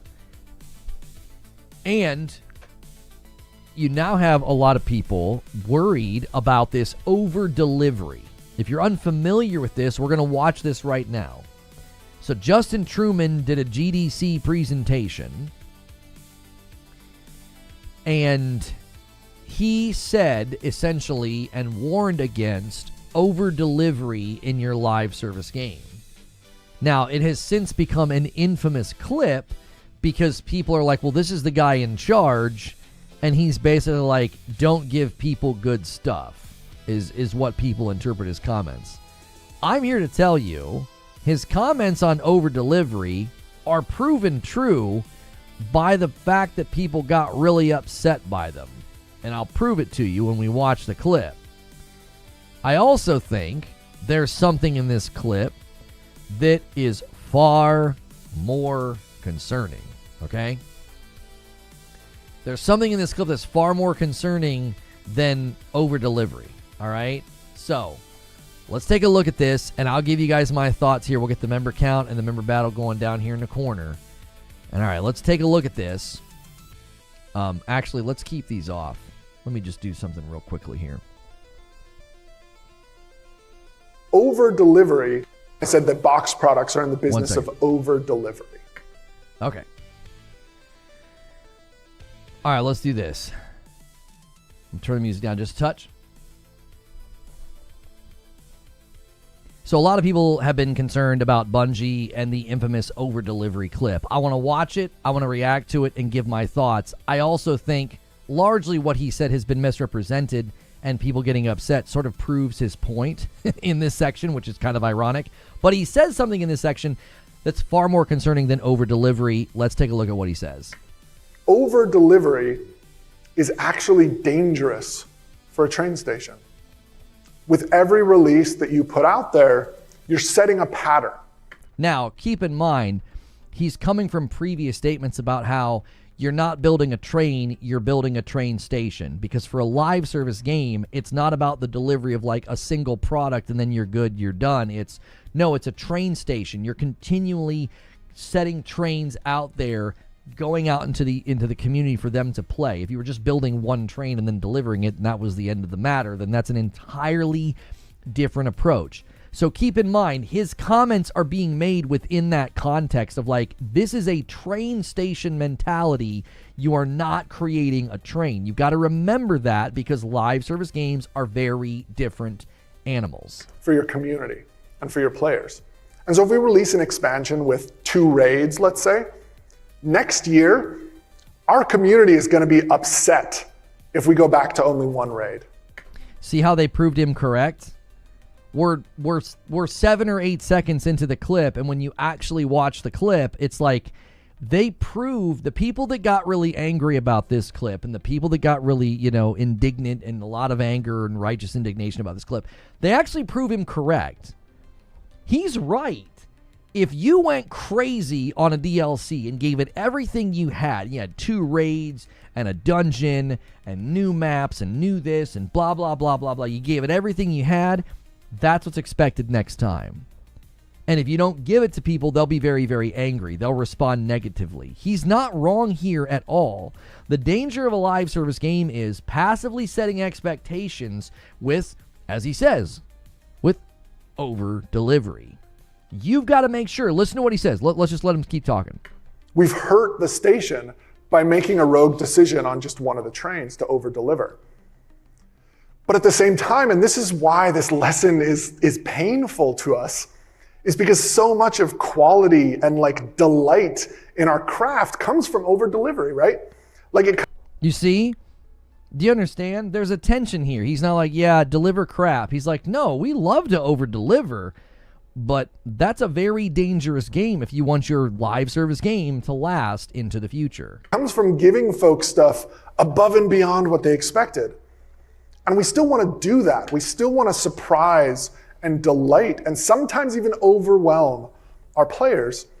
But we need to be mindful of the patterns that we're creating, the implied future commitments that we've set for ourselves each time. Do you see? They still want to.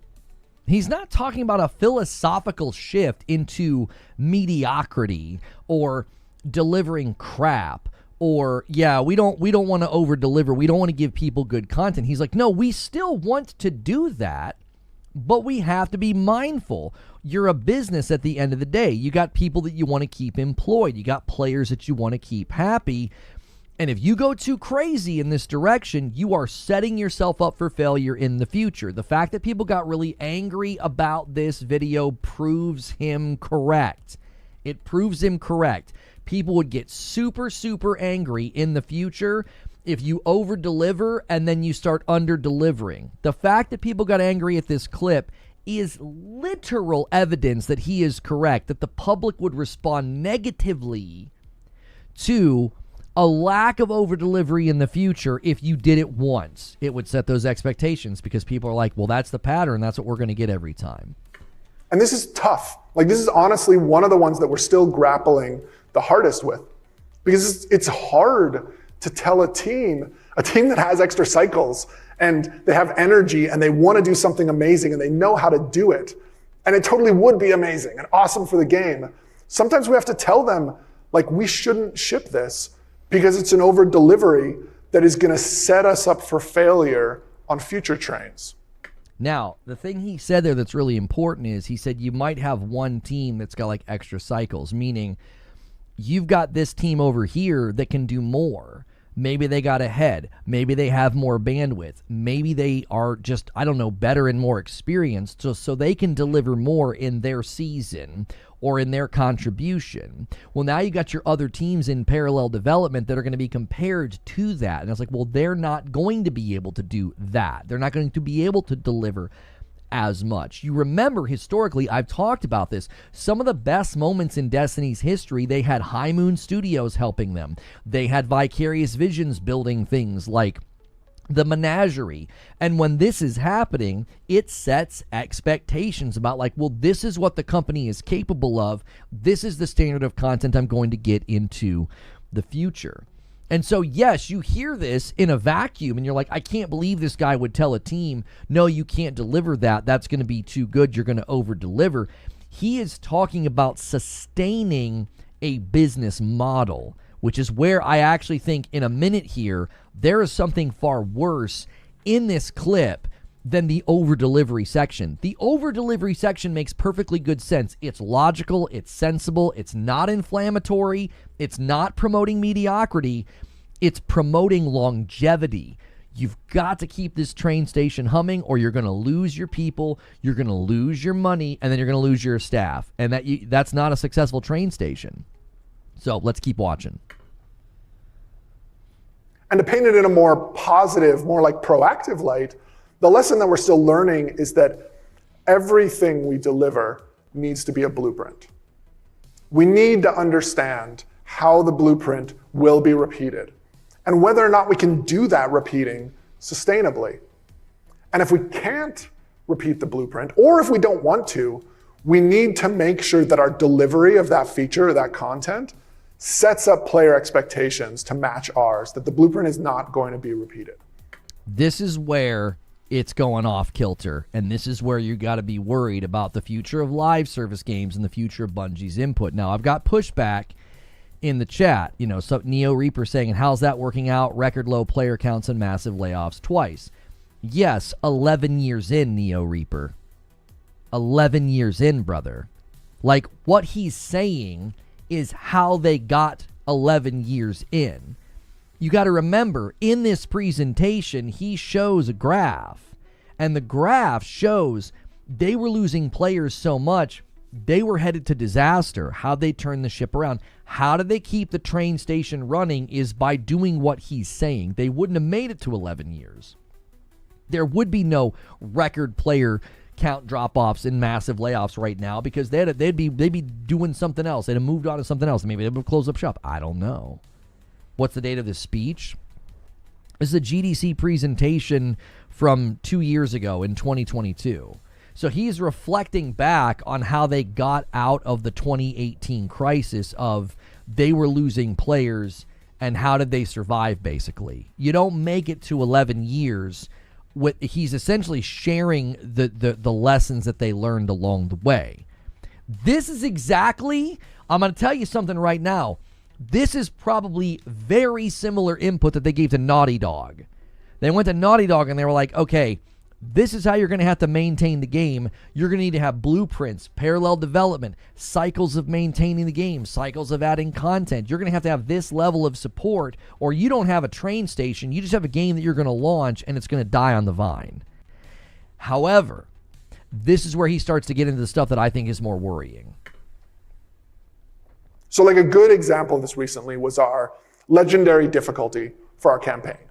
That was a cornerstone feature of the Witch Queen, and it's been really well received. Like I think it really made that expansion better than our previous ones. And it also was a meaningful step up in the amount of work that we had to do building a campaign, because we had 2 difficulty modes that were finely balanced for every single mission. And we knew that going in, so we designed it as a blueprint. And we weren't just worried about whether we could ship the Witch Queen. We were worried about, can we ship this blueprint and repeat it in every future expansion? Which fortunately now, like we want to, because it's a proven success. This is where you're going to see the beginnings of what hurt them right here. He's getting into what hurt them. This is eerily prophetic, because you start getting into blueprints, you start getting into design philosophy that prioritizes the blueprint over the product, And that's when you get guys like streamers saying it's the same thing, it's the same thing, it's the same thing, right? It's very production line. There's no passion, there's no love, and your interest wanes and drops. Just listen as he goes on here. So yeah, returning all the way back to this moment in 2018. At the time, it honestly felt like it could be the end for us, like for D2 altogether. But what it really was the inflection point that was the beginning of us really understanding and embracing a live service mindset. This was the inciting incident that led us to some big multi-year shifts in our mindset. This is what helped us solidify a bunch of these learnings that I've tried to walk through with y'all, like how your velocity is so much more important than your current position. That to achieve that velocity, we have to get really comfortable with failing out in the open. This right here, I think, supports the notion that I've put forth many, many times that more and more live service games are going to have to get comfortable putting out an MVP, a minimum viable product, and doing early access and using player feedback to shape the game. I don't think just working for 5 or 6 years, 4 or 5 years, and just shipping a product and being like, well, hopefully the players come in. I don't think that is the way. I think what he's saying here really, really adds credence to my viewpoint on this, that you 100% are going to have to start shipping live service games earlier in shorter cycles so that you can get feedback way earlier in the foundation building of the game to avoid pitfalls and problems, and also save yourself a ton of money. You could get 8 months in and decide there's no market for this product. That would have saved Concord a ton of money. It would have saved PlayStation a ton of money on Concord. Marathon would have been spared as well. There would have been very, very early indications that this game has no legs or that it's being designed poorly. Now, you want to do your internal testing and your beta test. I think that's always going to be difficult because you're dealing with, a very, very small group of people. You're dealing with streamers who play games in very, very different ways than the general public. Streamers also tend to move very quickly from game to game to game to game. So their input, I think, is marginally helpful. You're way better off letting the public get their hands on your game. In front of our players. That when you're in a live service crisis, prioritizing trust, then retention, then revenue. Right now, they're at ground zero on reset. Right now, Bungie has to work on this, trust. And that could be why you're seeing Parsons ousted, Truman elevated, and then, obviously PlayStation is potentially leaning in and calling, greater shots, right? But retention and revenue, this is where they flipped all this upside down. Revenue and retention are prioritized significantly more right now than anything else. If you watch a lot of the feedback and a lot of the videos that I showed you guys recently about Edge of Fate, the entire game has been structured around retention. The entire game has been structured around retention, hoping to drive revenue. And the trust is not there. The trust has completely evaporated from the equation. So that's where they are right now. Could help you get out of it. And that you need all of your designs and all of your creative decisions to be data informed. This is where you should have alarm bells going off right now. This is far more concerning than, oh yeah, don't over-deliver. Because now he's really landing the plane as what killed their game. They went with data-informed design. That's why everything became about retention. Everything feels repetitious. Everything's a blueprint of a blueprint of a blueprint. It's why the game feels soulless. It is. It's one of the reasons that the game has declined. It's not just franchise fatigue. That's a part of it. It's not just the end of an era in the Dark Light saga. That certainly played a part. But when your game is a blueprint of a blueprint of a blueprint and everything is data informed, this is what you're dealing with. You're dealing with a game that has lost its soul. Everything's designed around retention. What's going to keep people in the game? In nuanced and quantifiable ways. And that we're building a train station, not a train, which means that you need to stamp out crunch and any other form of heroics that you're doing that overextends your team. and to beware of over-delivery that can cause future problems for your station. Okay, so you can see now why his comment about over-delivery has been largely misrepresented, and it is not this smoking gun. It's not this massive problem. It's actually a very good warning to studios that want to do live service. Remember, this is GDC. He's talking to developers, and he's saying, if you want to develop a live service game, you've got to be aware of this. However, his advice is quite literally what got Destiny in the place that it's in now. Everything's based on a blueprint. Everything is based on data. And so the art, the soul, and the passion is gone. One of the things that's interesting about the chart that he showed and how D1 fared much better, it was in the wake of Vaults of Glass, and it was in the wake of The Taken King. Two delivered pieces of content that were not driven by data, that were not driven by blueprints. They were driven by, we have got to save this game. When their backs were against the wall, what saved Bungie was the desperation and the drive to, we have got to give people a reason to come back and be excited about this game. What they turned into was a blueprint production line factory that did everything based off of data, and everything then became about player retention, because that's where they thought they had to focus their efforts. Because why? They were reacting to the player exodus and the lack of player interest in the wrong way. I don't know how they move forward other than to start over and to work on Destiny 3, but we'll see if PlayStation's in a position to get them to do that. But for now, I think this spells a very dangerous picture for future live service games, even from PlayStation. If this is the type of input you're giving to those games, I think you're giving them very, very mechanical, very, very neutered, and very bland sorts of structure that will lead to just more failed live service games in the future.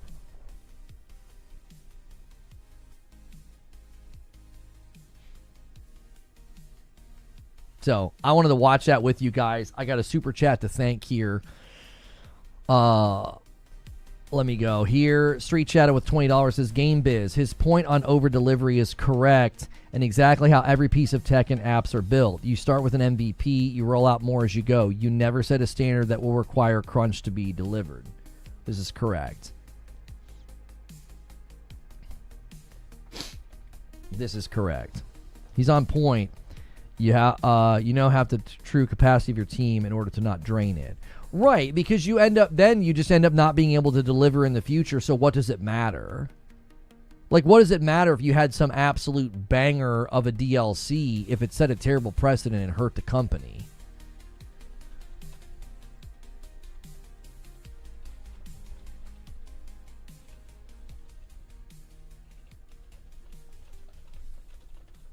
All right.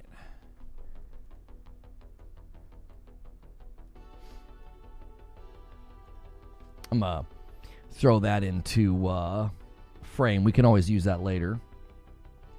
He's 1,000% correct on over delivery. The Destiny community is so volatile. Like I said, the people that got really mad about what he said literally proved him correct. They literally proved him correct. It was like, yeah, you just proved the man right. You just proved him right. If they would have ever done that, that's what you would have expected. You would have expected that every frickin' time. The fact that he didn't give it to you, you feel entitled to it. You're angry. You feel like they withheld, better content from you or better quality from you. You're quite literally proving the man correct. That was the grand irony of everybody's response to that segment was, oh wow, he couldn't be more correct about this situation. He couldn't be more correct about how to set expectations and manage, the public's perception of your game. He couldn't be more correct. As you guys are tuning in and discussing this, we've been talking about Bungie, the Bungie CEO, Destiny 3, Bungie Marathon. We've been talking about a lot. Do me a favor and smash the like button if you haven't already. Try to get us to 300 likes. Nice strong turnout today. We just kind of reacted to the Justin Truman GDC presentation about over delivery. Been working overtime for over 3 years straight. Well, this happens commonly when the subject of crunch comes up. I always end up with, and I'm not saying that you're doing this, but there are people that will commonly do this. I get these like macho guys in my chat that are like, suck it up, working overtime is normal, right? Get over it. Okay. Working overtime in a factory or, driving truck, which would be dangerous because then you could get sleepy and like hurt yourself or others.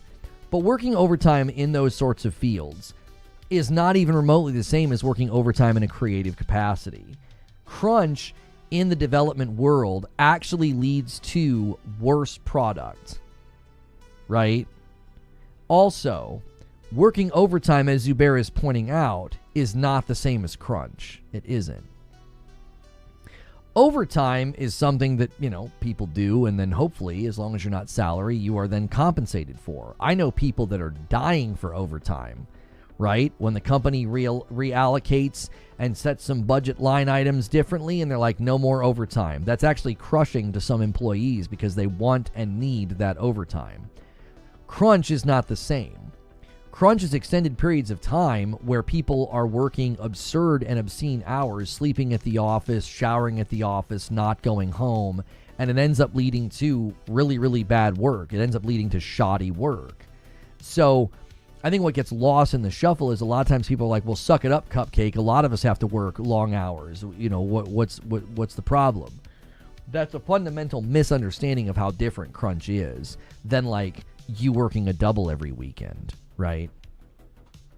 It's just not the same. And the culture of crunch in the game development world ended up not even working. It ended up giving depreciating returns because you end up working people and they make more mistakes, which adds more work, which compounds the entire process.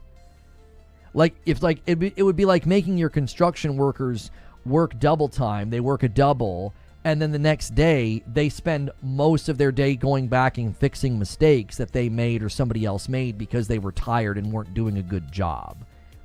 You're spinning the tires so fast that the car starts to slide backwards. It's like you're actually not making progress. You're making things worse.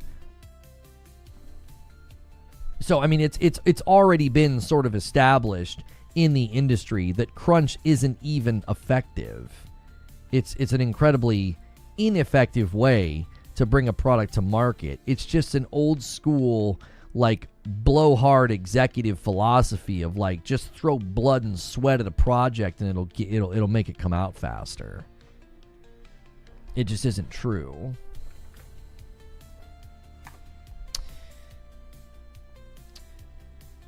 And guys, if you haven't taken a second to do it, we are trying to get the music channel monetized, and we need 500 subs to do that. So if you guys could help us get our first 100 subs over there, currently at 65, we need 35 more people to get that thing to 100. That'll be a good step in the right direction.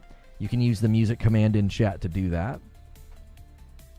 The first album is called False Kingdom. It's about everything that happened to me 5 years ago, and I hope you guys enjoy it. And yeah, you can type !music in the chat and give that thing a sub. All the lyrics are original to me. We did use Suno to create the music. It's just a fun, cathartic project for me that if you guys want to support, you can. I don't remember the last time I got overtime, says Zubair. It's been decades. Not a complaint. I also haven't had to punch a clock in just as long. It's good and bad.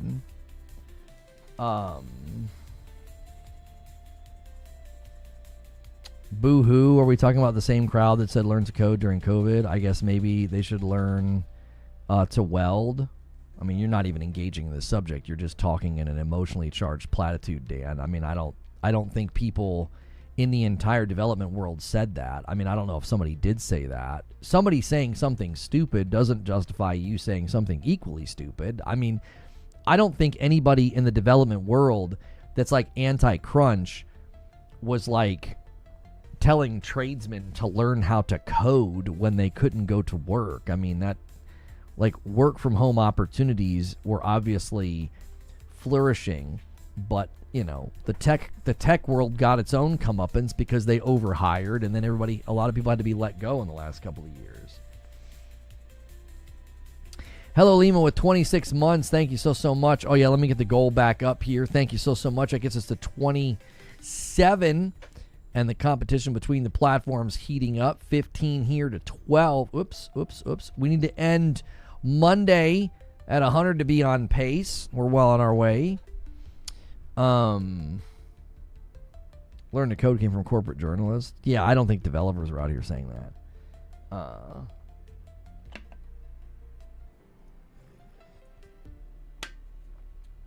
As someone who works a lot of overtime, I will say it's not worth the time it takes away from the kids, even though the money's good. My kids are better. I think you can take very, very tactical and precise, shots about like when and how often you're going to do overtime. Like, let's say there's a holiday coming up or a vacation coming up or something, and you're like, yeah, I'm going to do some overtime to basically pay for the trip or to help pay for the trip. I think that's totally fine. I tend to agree with you, though, that, I'm facing that right now in the realm of what I do. In the realm of what I do, there are people that give everything they have to streaming and content creation. I did it for the first 5 years,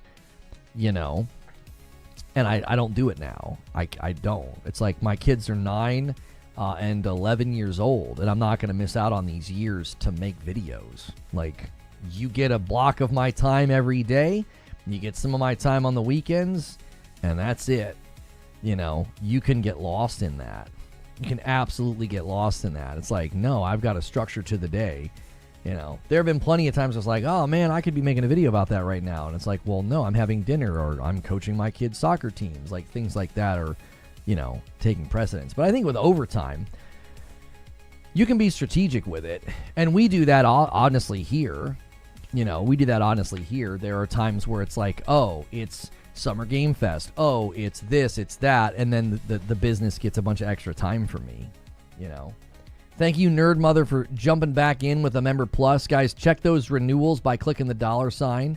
Check your primes over on Purple. If you pay for Amazon Prime every month, you can support me, but you got to do that manually. Primes do not auto-renew.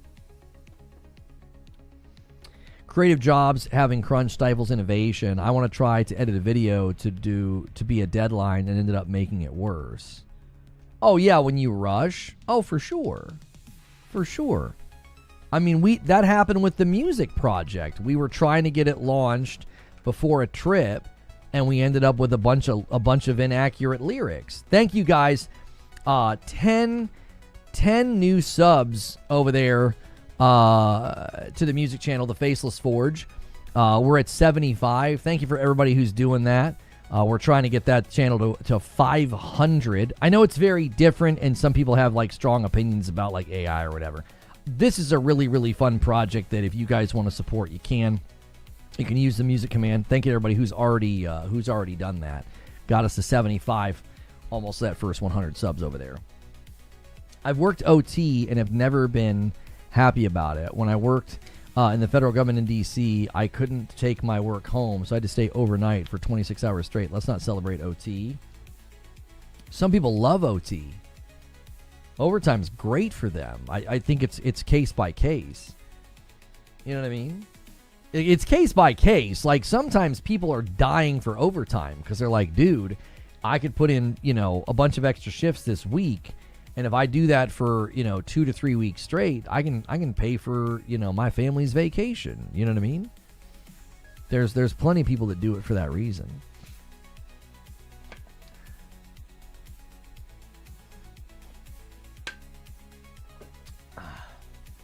I'm on YouTube, Worker Lurker. Yeah, I fits it sits. Can't really afford to support the content. I can watch commercials though. Too bad Purple doesn't have a feature for the user to voluntary tap watch commercial to show support. Well, they run very regularly here, and well, you're never gonna see them. I fits it sits because you have a sub over here. Somebody must have gifted to you. You will never see an ad on my Purple channel if you're a sub. Whether it's a gifted sub, a prime sub, or a paid for sub. You know what I mean? As a salary employee, there are benefits to not having to punch a clock, but the downsides are that you can put a lot more hours into work. That's why negotiations for salary are so important. Oh, for sure. Yeah. The very, very few times I've been salary, I was very careful about not getting taken advantage of, because I remember when I worked at AT&T, that was an issue. Guys would go from being sales reps to salary and they'd make less money because they were no longer paid on commission. So it was like, do you think D2 will keep Destiny 2 or Destiny alive for the foreseeable future?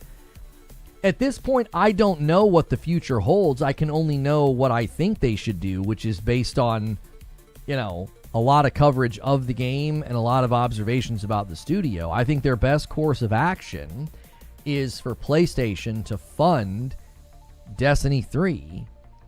And if there's people at Bungie that don't work on Destiny 3, try to find them places elsewhere. You got a lot of studios they could go work somewhere. They could go work at, Housemarque or Santa Monica or wherever. Listening to your music tracks, love Remnant page so far. Oh, thank you, Dauntless. I appreciate that. If you're a careful listener, so you guys can go on a little clue hunt here. If you're interested, if you've been following me for a long time, the first album, False Kingdom, there's a bunch of clues throughout all the songs about things that happen. So if the discerning listener, you'll find those things. Thank you for 38 months and a VIP from JML. I appreciate that. Hope your weekend was awesome and enjoyed your Gamescom content. I appreciate that so much. Thank you. That's 29 on the week, and that's 14 to 15. A very, very close race between Purple and YouTube today. According to Splitgate, Destiny will never die because of peer-to-peer. That's not true. You have listen servers that make the game even possible, that if those shut down, you wouldn't be able to play. Earlier I mentioned, which obviously they could restructure the entire game to work without servers, but I don't think I don't know if Bungie will ever do that. Earlier mentioned data-driven decisions. Those are also qualitative-based sentiment user feedback. It's a combo of data. Both matter. I just think Bungie went so far down the line of it's got to be a blueprint and it needs to be data-driven, and I think it resulted in where they are now. I think everything is very much focused and fixated on retention. Everything is very much focused on like, hey, this is something that we did before, and because we did it before, we can do it again. And I think that's where they've landed. They have quite literally landed on very, very formulaic, structured content to the degree. Why did it double post? This guy says more Bungie. Literally haven't covered Bungie in. When's the last time we covered Bungie?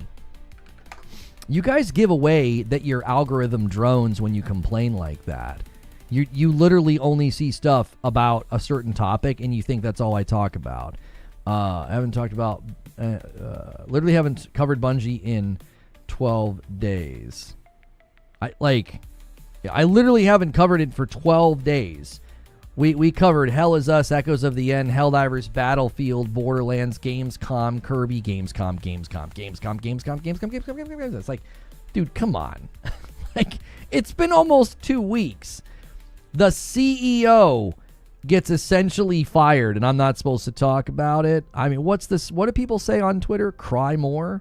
Yeah, cry more. Jiminy Christmas. It's like, yeah, that company that you covered for 5 years exclusively, the CEO stepped down. I can't believe you're covering this when you haven't talked about the company for 2 weeks. Kirahi with 4 months, welcome back. And that is a pretty good setup. Thanks for using your 4 months over here on Purple.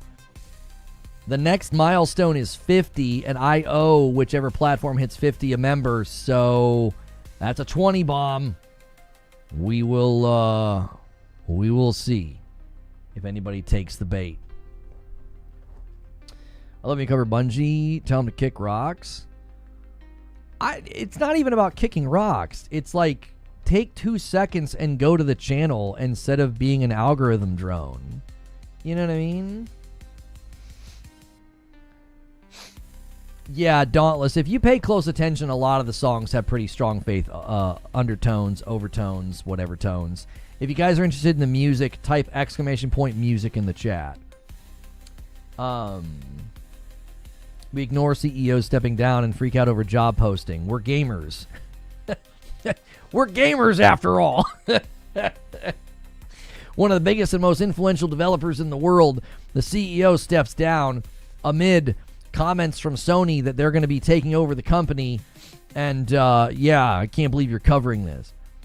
We don't know if he got a huge parachute, Krabby. He probably got something, but as far as we know, right, there were more payments coming next year that he ain't going to get if he ain't there.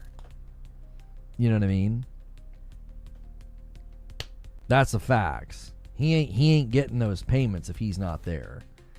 So I'm not really sure what that means for him, for his future, for what kind of a golden parachute he got,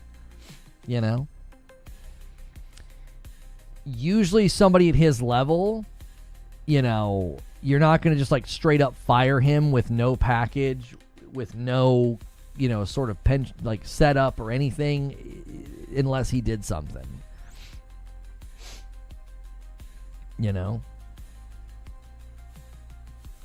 Is there no public for this album, more folks to stream the YouTube? No. We're going to house it on YouTube, and then eventually I'll put the stuff on Spotify. We have to be able to justify that, though, because it costs money to put it on Spotify. So, if the CEO retires and leaves the same day, he didn't retire. Jim Ryan retired. Pat Gelsinger didn't. Yeah, like Jim Ryan had like an exit tour that he did. Like, went around and they made cookies with his face on it.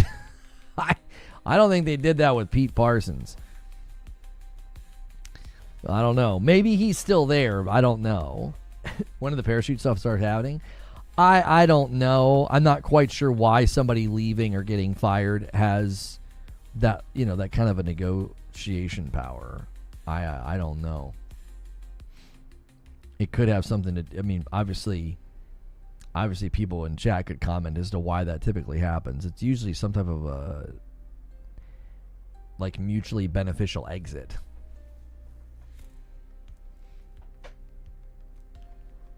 I don't really play raids because I don't have time for it. I wish they'd make more dungeons.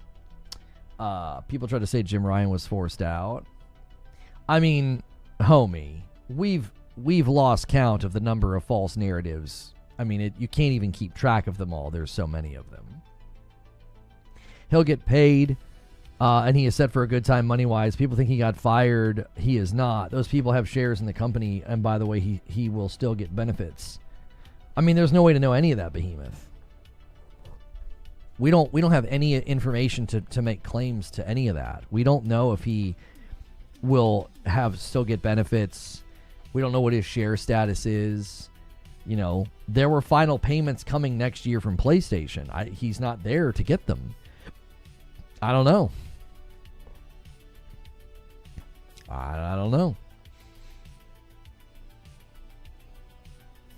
Those Destiny shares probably going cheap right now. Yeah. Again, with Bungie, it's like I don't know what sort of share value he would have or what he could do with it.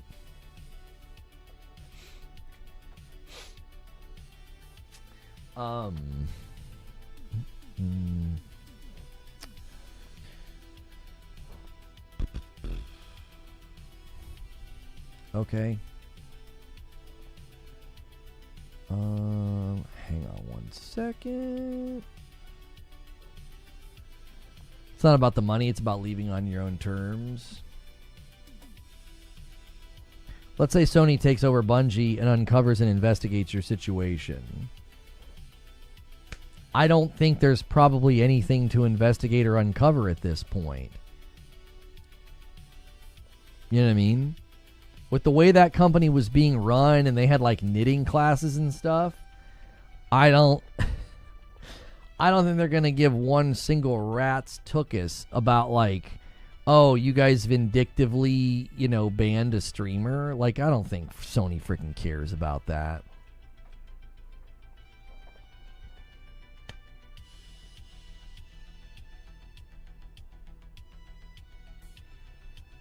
Me personally forced Jim Ryan out of Sony, not just PlayStation. Just that it sounds more hostile than it really does. There's no evidence to back up that claim that he was forced out.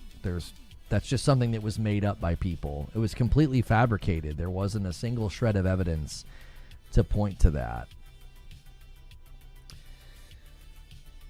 It's not hard to bring back Siva Raid. Not sure why they don't want to do that. Seems a bit under delivery. No, they've spoken to the Siva thing in the past. They've spoken to like why they don't want to do Siva again. There was actual reasons why they couldn't do it and didn't want to. It had something to do with the tech, didn't it? It was something about the tech behind it was why they would never do it again. Bungie shares are already sold. Yeah, I don't have a clue what he's gonna get as an exit. There's no way to know. That to me is not interesting to talk about, like, well, how much money is Pete Parsons going to get on his way out? What's more interesting is, like, does PlayStation cancel Marathon? Does PlayStation put Bungie into a position to build Destiny 3? You know what I mean? It requires porting all the Siva tech into Destiny 2. Yeah. They're actually bringing back the Plague Lands in their next update. Yeah. That's kind of neither here nor there. I mean, that's just a location from old content. Sitting on a pile of gold content with Siva. At this point, none of the content matters, if that makes sense. None of the content matters. The game is a non-starter for so many people. It just is. It's a non-starter. It's like you're okay, so you got people that stop playing because they're franchise fatigue. You have people that stop playing because they were kind of done with the main story and they just don't really want to play anymore. They were already experiencing fatigue and they saw it through Darklight Saga comes to an end. And then all the people that are left, there are people even in that group that are like, I'm just sick of this. It's always the same stuff. The game's run its course. You know? The game has run its course. I don't think there's a way to rectify that. There's not a way to put that back in the box and repackage it so that you can get people to come back.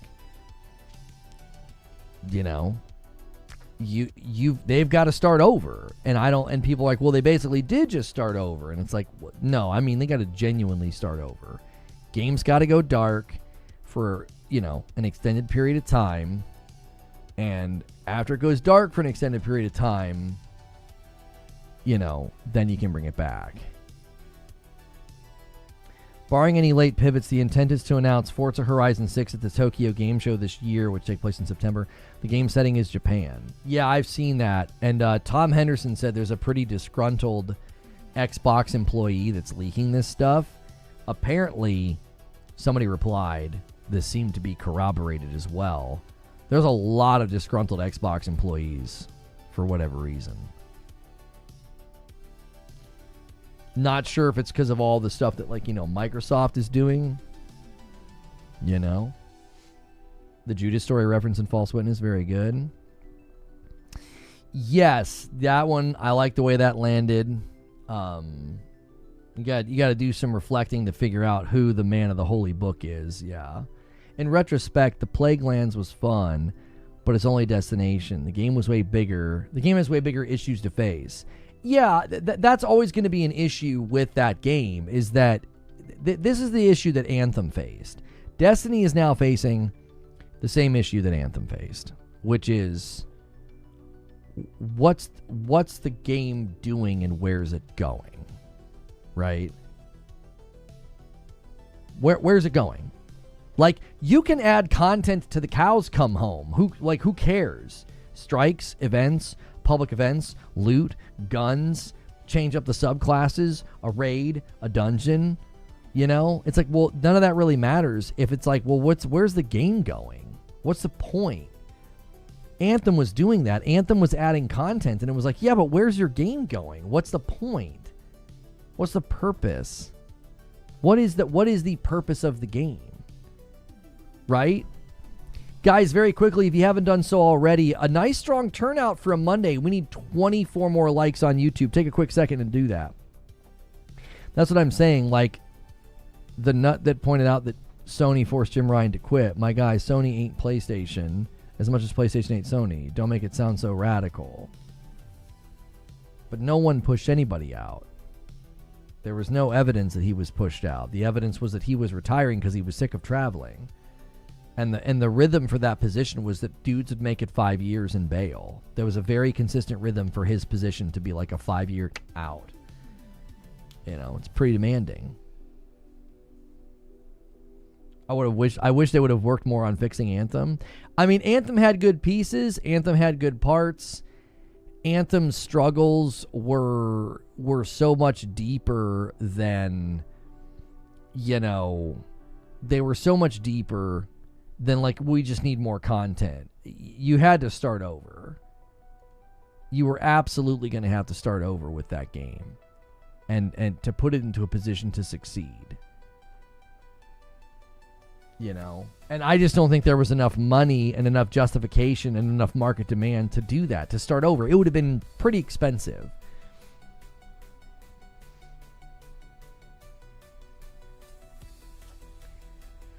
Has anybody seen where Walmart basically has no Xbox section in their electronics department now?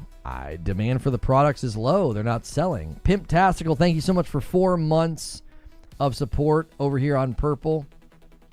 Appreciate you. 16 to 14.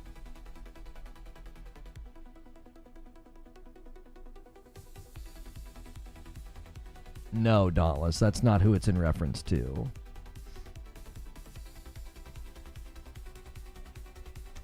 Destiny 2 needs more content similar to Warframe. I don't know if in Warframe you do things over and over like in Destiny. No, Dauntless. He has a song on the next album. Called Confession. Anthem was fun, though I got my money's worth out of it.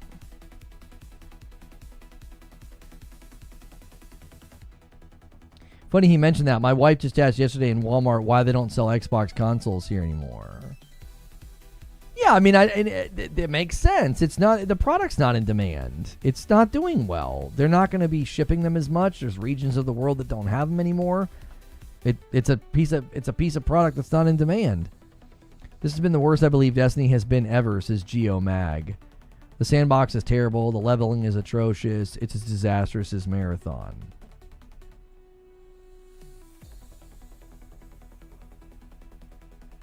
She's not even a gamer and she noticed. Costco also cut it down to literally just Game Pass cards. That's it. Mine has them still. Yeah, it'll be a slow process, but as the demand for Xbox hardware has continued to wane and drop, they're just going to be shipping them to less places. Like, that's just sensible. That's just sensible. That's not this... It's not really a smoking gun. It's not really anything. Really digging the music channel. I definitely like that type of genre. Subscribe. Well, thank you guys so much for doing that, man. I really do appreciate that. Again, it started out as just like a cathartic, fun experiment. And it'd be great if we could get that channel monetized. So it's at 81 subscribers. We're trying to get it to the first 100 subscribers. So all of you guys that are using that music command and subbing over there, man, I greatly appreciate it. Would you get into Destiny again if you were able? No. Like a Destiny 3 maybe, but like I have zero interest in playing Destiny 2. It's not the same game anymore. It looks like to me, it looks like a hollowed out, soulless mobile game to me now. It doesn't look fun. The art style, I think, looks like trash. You know, what they did, like, I remember I saw footage of the King's Fall raid, and I was like, that ain't the King's Fall raid. I don't know what the frick that is. It's just a shell of what it once was. I just have zero desire to go back. I've not touched the game in over 4 years. I've not played in 4.5 years. It's like, what would I even do? You know?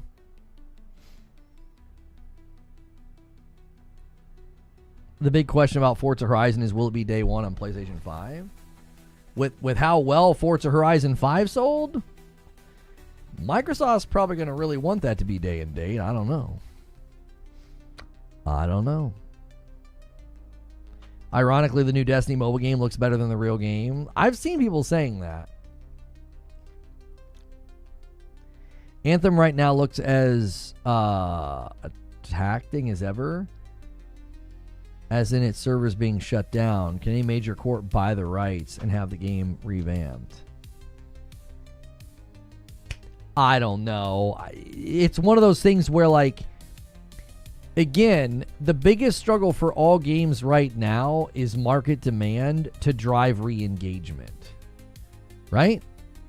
That's what you need. If you want a live service game to be successful, you need enough market demand to drive re-engagement. That's what you need. Like, if you were to launch a live service game right now, and it does really, really well, and you got a ton of players, you got a ton of players, and you're making money, and the players are happy, and everything's going great. 6 months later, you need market demand to carry you. Like, people have to keep re-engaging and playing.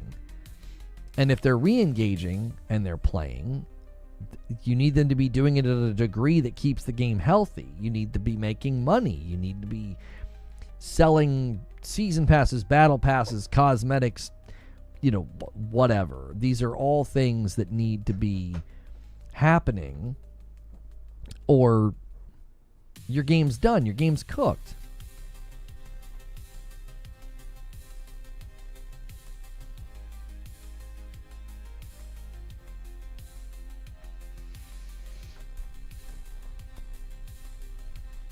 The last update, they catered to old hardcore players and they heard everyone. I want better new player engagement. I don't think better new player engagement would save it. I just think you're too far gone at this point. You're too far gone. You have to have a clean slate. You have to have and I know people are like, well, they just did that. No, games got to go dark for 4 years. 4 or 5 years. Then you announce Destiny 3. I think that's the call. I don't know.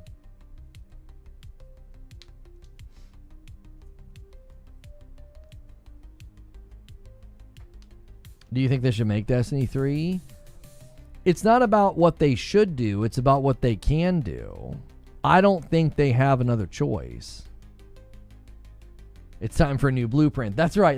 I don't think they have another choice, to be quite honest with you. It's like, what if let's say they pivot to a new IP, right? Let's say they pivot to a new IP.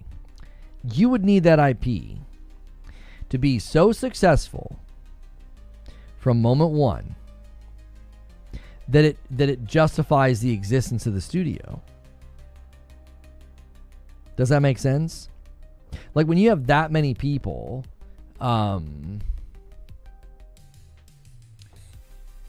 it's such a big company. To justify their costs, their operating costs, their studio's existence, you need something, and I don't think it's a brand new IP. That's what they were trying to do. Replaced, do you guys remember that game? They did a developer update video. They're close to finishing production, swiftly going into intense testing and polishing. It's going to launch in spring of 2026. So that game went from being included in a showcase where it was supposed to come out in 2023, a year later, to now it's going to be spring of 2026.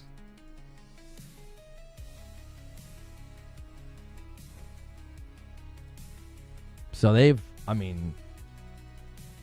PlayStation's your top 3 must-buys. it looks so good. It's such a shame that they got included in a showcase that, like,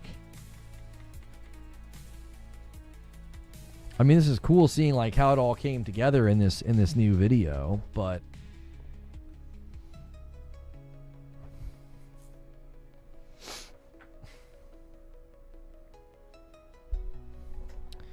throwing money at the wall for live service is stupid and a waste of money. It then hurts your first party output.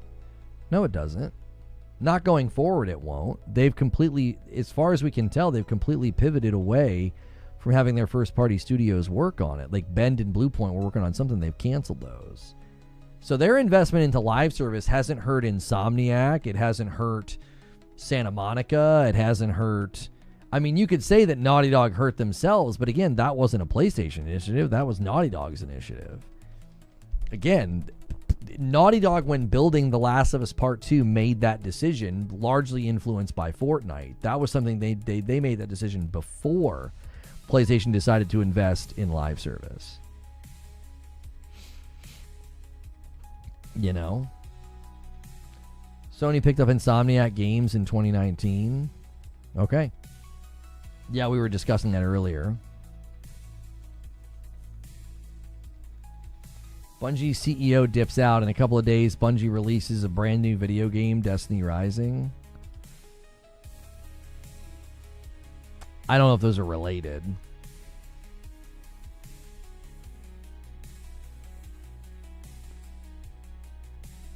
Other studios that aren't making games are taking just as long. Expedition 33 took 6 years, and Silksong replaced took forever. Yeah, I had a really interesting comment that I replied to over the weekend where the guy said, you know, first he misquoted me, which is not surprising, and he misquoted me at saying multi-plat games don't ship at quality. I've never said that. I say multi-plat games are the ones most commonly shipping with problems, and games built for one system typically ship at better quality. Right? Those are trends. I'd never once said it like, yeah, multi-plat games don't ship at quality. He then thought the most compelling way to make his argument was to cite Expedition 33, Kingdom Come Deliverance 2, and Silksong. 2 of those games took 7 years to come to the market, which is support of my position that multi-plat games take longer to come to the market. 7 years is not exactly the ideal dev cycle. Like, if somebody announces a game right now, are you good to wait until 2032 to play it? And the other one was Expedition 33, which arguably has performance issues and had performance issues at launch. Like, it didn't launch in a perfect state. You know what I mean? It was just funny to me. It's like, you're actually supporting my argument. Like 7 years for Silksong, 7 years for Kingdom Come Deliverance 2. Most companies don't have the luxury of waiting that long.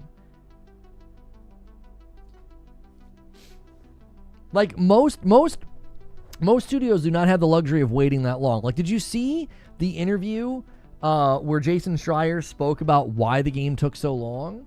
They made so much money on the first Hollow Knight. They were just having fun. They were just able to take their time. Like, the average dev doesn't have that kind of money and can't just be like, oh no, yeah, we'll just take our time. We're having fun. Like, that right there proves how expensive that is, how that isn't easy to do. Like, they were in a very, very unique position and were able to do that. It's like, the average dev's not sitting on a mountain of cash from an insanely successful, low-cost first launch. No, that's fine. We can take 7 years. We can just take our time. That's exactly what I've been telling people. It's like, well, you know, the multi-plat games that come out that are good and at quality, that's not cheap.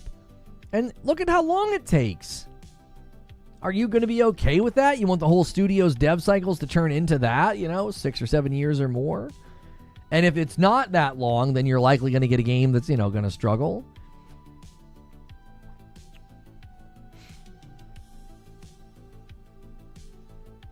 Street Shadow says Astrobot, Lost Soul, Side, Rise of the Throne, God of War, Horizon, Spider-Man mods. Who are you engaging with? Somebody named Chris. What are we talking about here? Is it the, let me guess. I'm just going to assume by your answer they're claiming PlayStation has no games. Oh, the first party comment. Yeah, I don't agree. I don't think their investment in live service has hurt their output. Other than the only thing I'll concede is it hurt the timing and the output of Bend and Bluepoint. I think that's fair. Bungie's a terrible example. Firewalk's a terrible example because that's literally what that studio was formed to do, and then they were purchased after the fact, so I didn't pull away from first party. And Naughty Dog's choice was their own when they were building The Last of Us Part 2.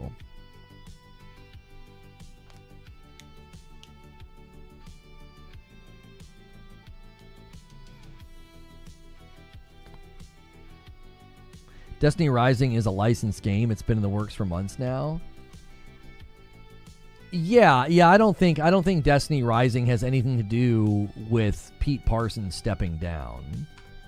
The Bungie CEO stepping down, I don't think has anything to do with the Destiny Rising game. I don't think they're related.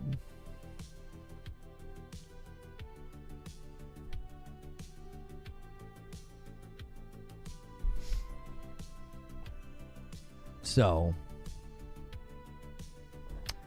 I'm not sure if the platform had a blip or not, but it looks like it did. YouTube, if you guys were having a refresh or something, sorry about that. That's not something I have control over.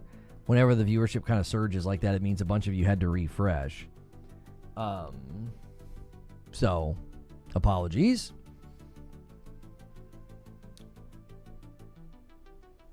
Unless you're Rockstar with over 1,000 devs at your disposal. Yeah, there it goes. It calmed back down again.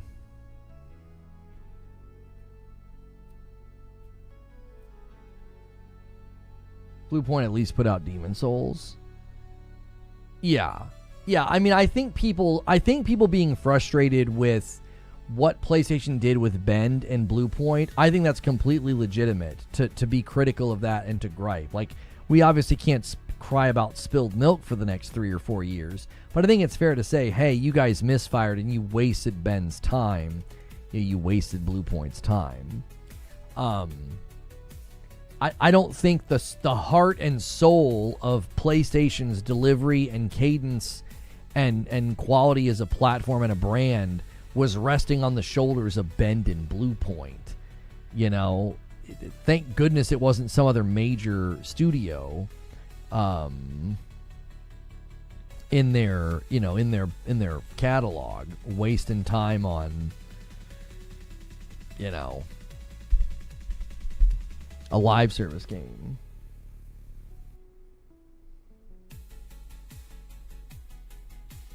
It has probably hurt Naughty Dog a little having to cancel Last of Us Online. Oh, it definitely hurt them with cadence because I think their goal was to, Last of Us Part 2 comes out, and I think their goal was 4 or 5 years later, drop The Last of Us Online, and then that would have made Intergalactic's timing make more sense, because when they announced Intergalactic, I'm thinking, well, that's got to be close, and people are like, it's not close.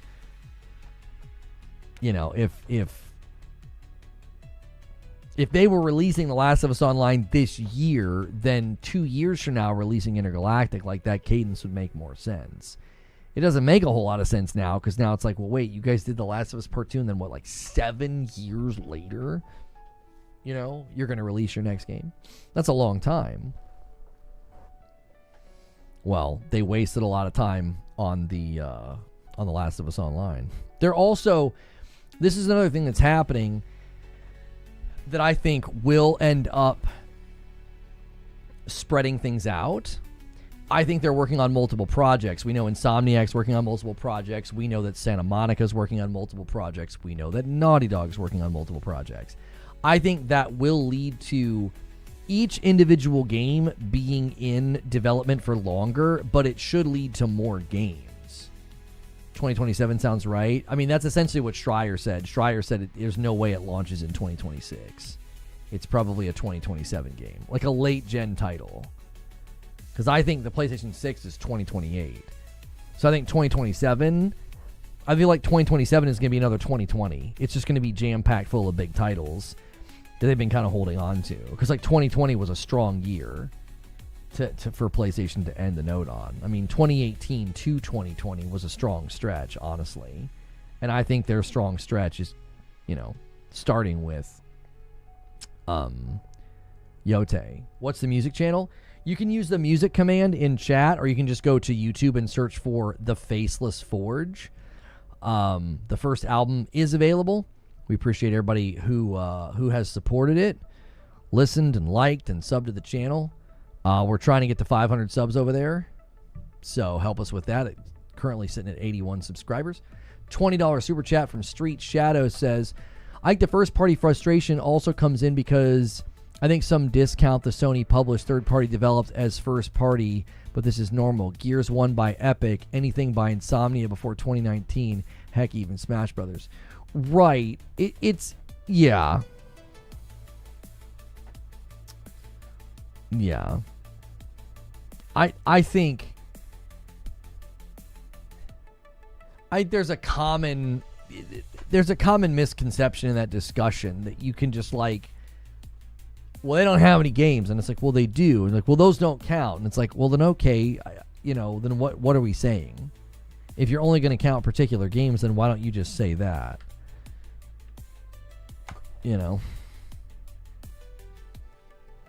That'd be like, gaming sucks right now. Why? There aren't enough, racing deck builders out there. Like pick a very, very narrow category, and that's all that matters. And Dodevas comes in with the 5 bomb. The member count's been a little quiet, and he stokes the fires, and he gives YouTube the lead. It's now 19-16. We are now 14 away from the next milestone. We can get there really, really quickly with renewals and gifteds. Thank you so much, Dodevas. Good morning, Lono. Kicking it a bit. What are the numbers? What are these numbers, chat? That's what I was. Dodevas is calling chat out. Tell me more about these racing deck builders. I have $3 to spare.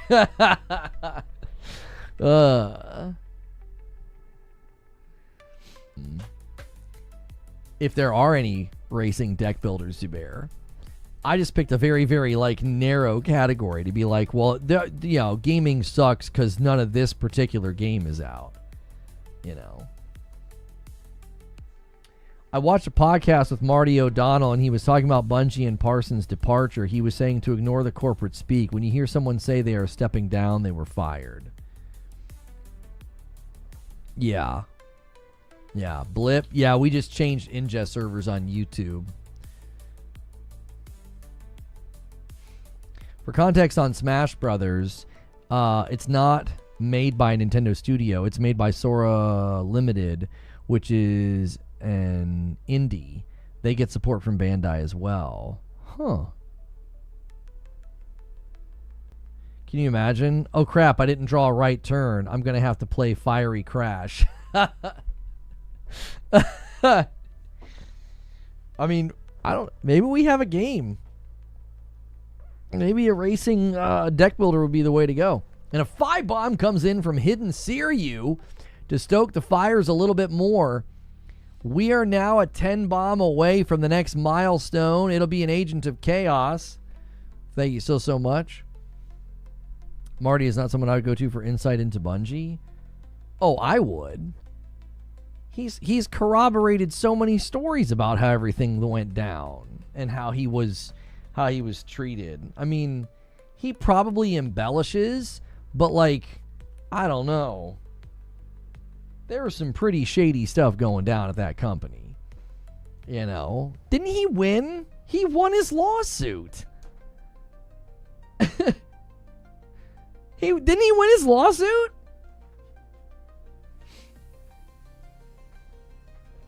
I don't know how much he's got in severance. Him after getting his severance. That scene was so wild. That scene was freaking wild. Heat pedal to the metal is kind of like that. More about the speed and such than turns. It's fantastic. And it's fantastic. He did win his suit. That's what I mean. Like, come on. Bert, that's right. I mean, I'm not saying everything the man says is gospel, but it's like, he won his suit, so, you know, some of what he's saying has some legitimacy, you know.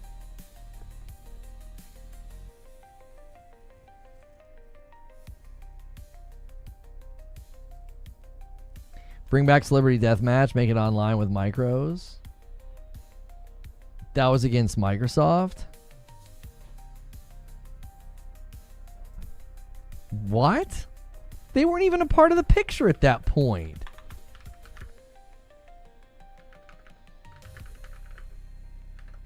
What are you talking about?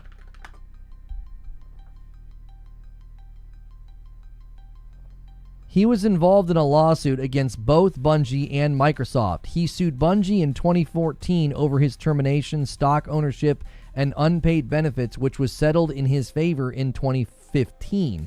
He later sued Microsoft along with fellow composer Mike Salvatore in 2022 for unpaid royalties from the Halo franchise, but his dispute was settled amicably in early 2022. He 100% sued Bungie and was settled favorably. Like, come on. Some of your guys' instinct is to act like anybody who says anything disparaging about Bungie must be lying. I don't know why they've earned any goodwill at this point. There's just not a company that I'd be like, oh, I don't know about these stories. Marty's not to be trusted, except that he sued and won. And a lot of what he said has been corroborated by other internal reports and leaks and articles that we've seen from people at the company. Even the puff piece that Rebecca Valentine wrote for them for IGN corroborated a lot of what he and others have said about the company and how it's operated. Mario doesn't have any goodwill either. But because of how he handled the music thing, I mean, him being full of this bluster and this idea that he has a right to the music is stupid. But somebody being stupid doesn't mean that they can't tell real, accurate stories about things that happened at the company. You know what I mean? Like, I don't know. Any good Marathon updates? All we know is there was a third, private beta that has an NDA, and I have speculated that there has been a shift in ownership, leadership, and who's shot calling over there at Bungie. I think PlayStation's in charge. I think that Pete Parsons was removed. Like, hey, you got to go. And I think if PlayStation is in fact in charge, there'll be other people leaving soon in the coming weeks.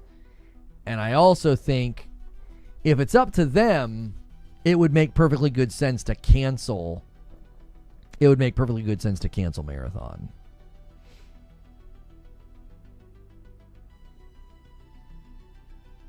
He's not impartial. You can't trust that. I've just never taken the notion that somebody that was at the company who's saying things that line up with and corroborate other things that we've heard, like we're going to throw the baby out with the bathwater and be like, well, everything he says is not to be trusted because,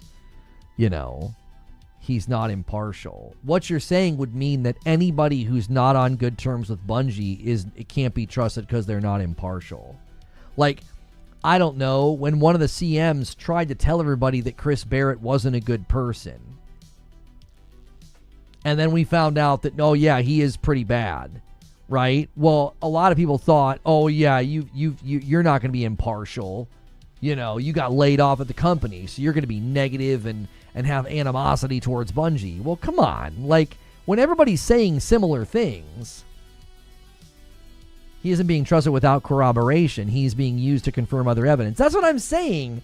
things that Marty is sharing is stuff that we've heard for years. Now, I guess you could say he could hop on a podcast and dress up a bunch of things to make it seem like he's in the know, but the man was at the company for a long time. You know? The old guard has a lot of goodwill, which is why I'm interested in that new game, The Old Guard of Bungie. The game is called Exodus. The studio making it is made up of old Bungie and BioWare devs. The old guard is full of themselves. They're not good actors. Well, yeah, but again, I don't know. Marty's been gone for so long, you know, I don't know. I think there's been enough information shared publicly to say, yeah, this guy seems to be saying things that are in line with other things that we have heard, you know.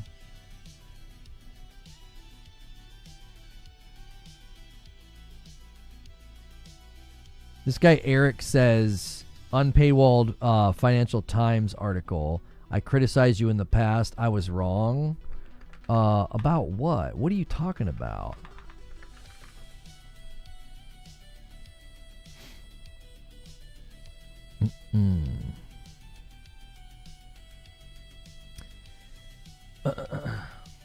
Bungie has no goodwill left. That's what I mean. Like, we're kind of all over the place. Marty's based AF. Yeah, I mean, to be like, well, there's no reason to trust him. I mean, there's no reason to trust any of them at this point. Like, we don't know which way's up.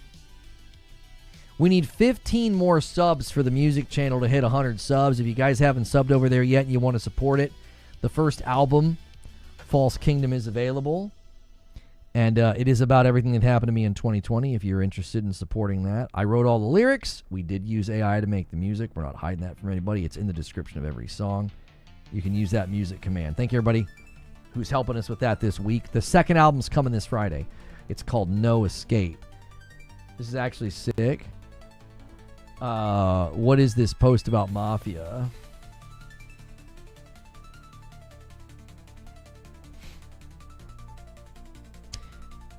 Captured on PC with simulation driving mode. This mod blew me away at how detailed animations for turning the wheel and changing the gears. It'd be a great official addition to the game. Oh.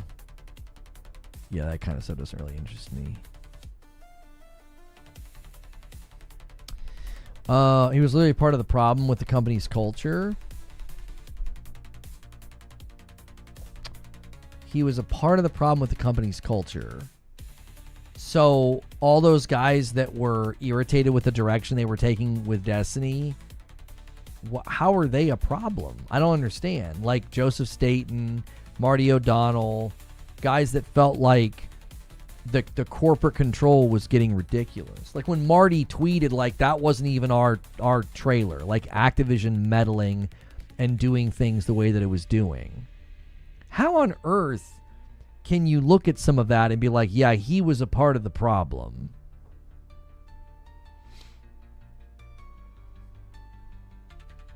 I don't know. That one, that's kind of a weird take, given everything that we've heard. Everything that we've heard and everything that we've kind of observed about this company, you know. And like, you're like, no, yeah, he was a part of the problem. I don't know. I feel like he was one of the guys that was like trying to take a stand against like that corporate meddling that was going on. The Old Boys Club, he was part of that. You have zero evidence to support that. He was gone before any of those reports come out. Your argumentation is honestly some of the worst I've ever seen from you today, Eugene. Marty wasn't even there when all that started going on. The Old Boys Club that ignored the input on Marathon. The Old Boys Club that could do no wrong and had this toxic work culture that we heard about from Rebecca Valentine's, article. The timeline that doesn't even make any sense. Marty wasn't even there when all that stuff was going on. He wasn't even there. He was gone. Just listen to the music. That's definitely you singing. You don't gotta lie. It's not me. Like, you're trying to do this smuggled in thing where you're like, well, because because Marty had been there for so long, then he's part of the old guard and the old boys club. There's multiple employees that have backed that up. At what point in time was that going on then? This problem goes back 15 years? Oh, for Pete's sakes. Well, they're not to be trusted because they have a bias. Like, if we use your measurement of trustworthiness, people at the company that are either still there and talking to the press or aren't there and aren't happy with how things went, they're just as untrustworthy. Why is their word, as somebody who's angry, frustrated, or unhappy with how things went down, why are they more trustworthy than him? Why? He's outlining things that happened and bad things that took place and the creative dissonance at the company, things that we've seen plenty of evidence for. But he's not to be trusted because he's part of the old guard. But these people are to be trusted because they're all doing the same thing.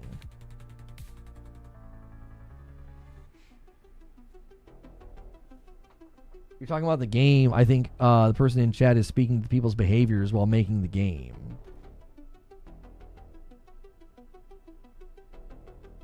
The man helped make Halo. You don't make Halo with a toxic work culture. There are plenty of great games that have come to market with toxic work culture. Like the Dragon Age that came out before Anthem. It was incredibly toxic and crunch and barely got to market, and it was hailed as a triumph. And the people at the company, they said it was bittersweet to see the game get awards and hailed as a triumph because they knew what it took to make the dadgum game.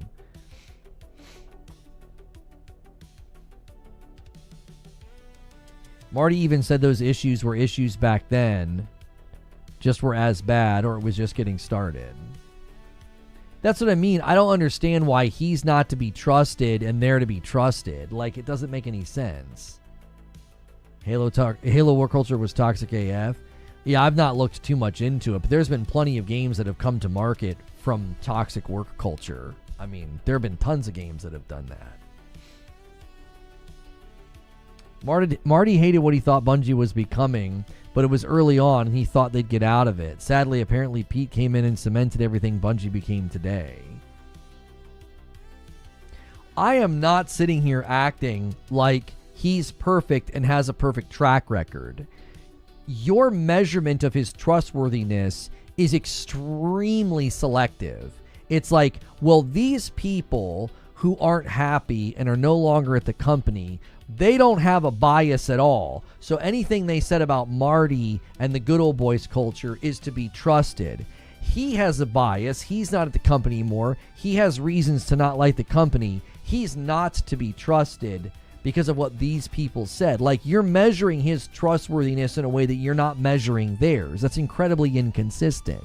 There's this insistence oftentimes in these discussions from a handful of you to act like if there's severe indictments of Bungie, they're to be ignored or they're to be minimized, or in this case, we can't trust Marty, but we can trust these people. Well, what the frick? But they have similar motivations. Just like when people that were laid off and were angry and were venting on Twitter were saying things about the leadership at Bungie and Christopher Barrett. I mean, you could have said the same thing, like, well, they have a reason, they have a bias, like, they have reasons to not like Bungie. Like, I don't trust any of that old group, just like I wouldn't trust any of the current C-suite. Marty did an interview where he mentions that Pete was from the Microsoft Corporation to help manage Bungie. Marty felt that Pete brought too much bad corporate culture from his Microsoft experience. This guy says, I'm now senior community manager for Destiny 2. You can call me senior CM. Wasn't that DMG's title?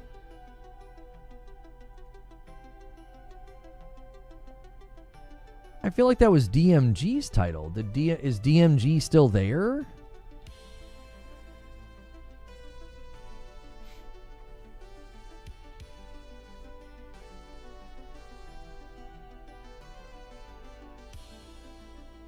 Yeah, I don't know. I mean, I thought that was DMG's title.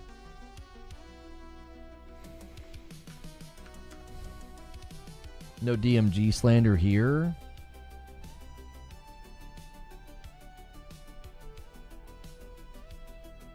DMG's title is principal communications manager. He retweeted that guy who says he's senior community manager.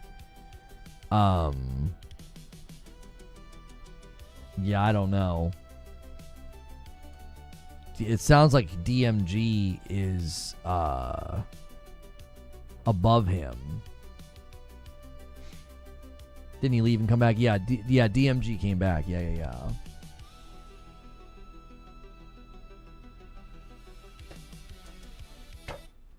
He got promoted when he came back. Yeah. Seemingly, PlayStation found a muzzle big enough because he doesn't seem to be using his platform to pontificate and get self-righteous about the issues he was in the past. I guess they found a muzzle big enough.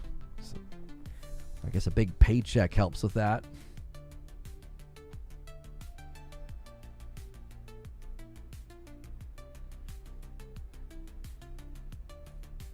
Some of the CM role titles sound made up. I mean, usually within those roles, there's a lot of different titles because they're all doing different stuff. Yeah.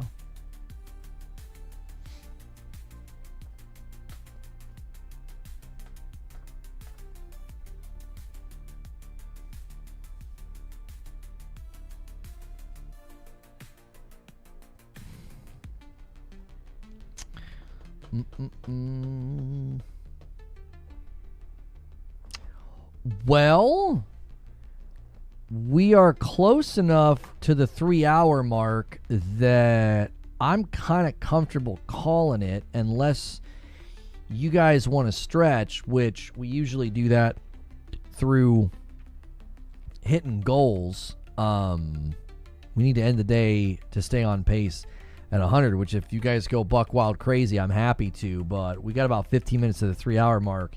Not much going on in gaming news either, so we could kind of head to Green Room. If you want to go to Green Room, that's an end of the day segment. It's kind of behind the scenes. You'd have to upgrade to Member Plus, or you guys could go crazy and just extend the live stream. We could just kind of do a whatever.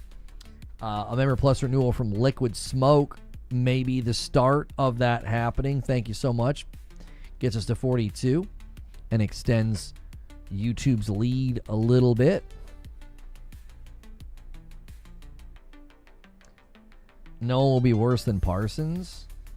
How could you possibly know that?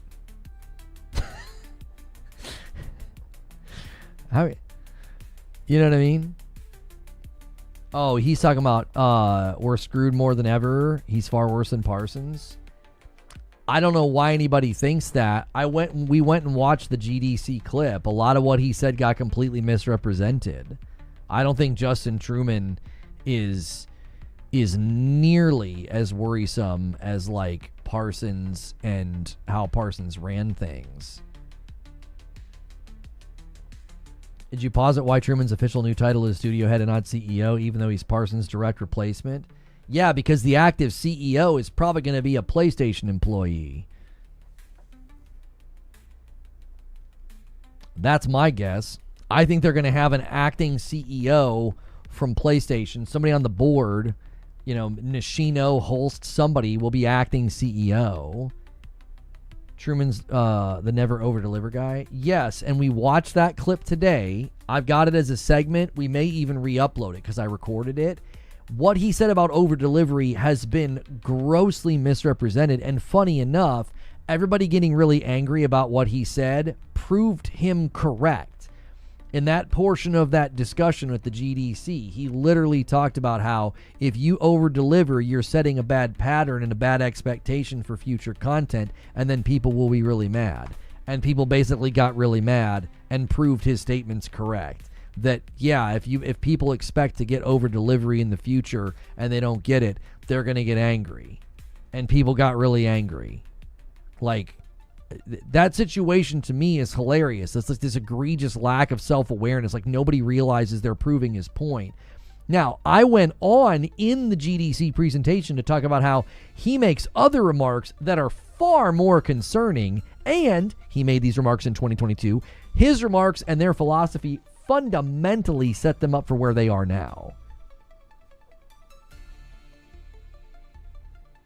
Like, It's a way to say leave them wanting more? No, that's not even what he was talking about. He was talking about setting yourself up for failure. It's not about leave them wanting more. It's that if you establish a pattern that can't be replicated, all future content is judged against that pattern and you will then be deemed a failure. Like he was saying, if you can't make it a pattern, don't do it. Because the only way you're going to maintain player base, player satisfaction, and player morale is with repetitious content. Can you keep doing it? If you can't keep doing it, then you're going to upset people. It's another way of saying leave yourself room to grow. No, it's not leave yourself room to grow. No, it is a train station philosophy. You got to make trains and get them out. And you got to be able to do it over and over and over and over again. And if you deliver a jumbo jet, they're going to want a jumbo jet every time, like if that's your DLC.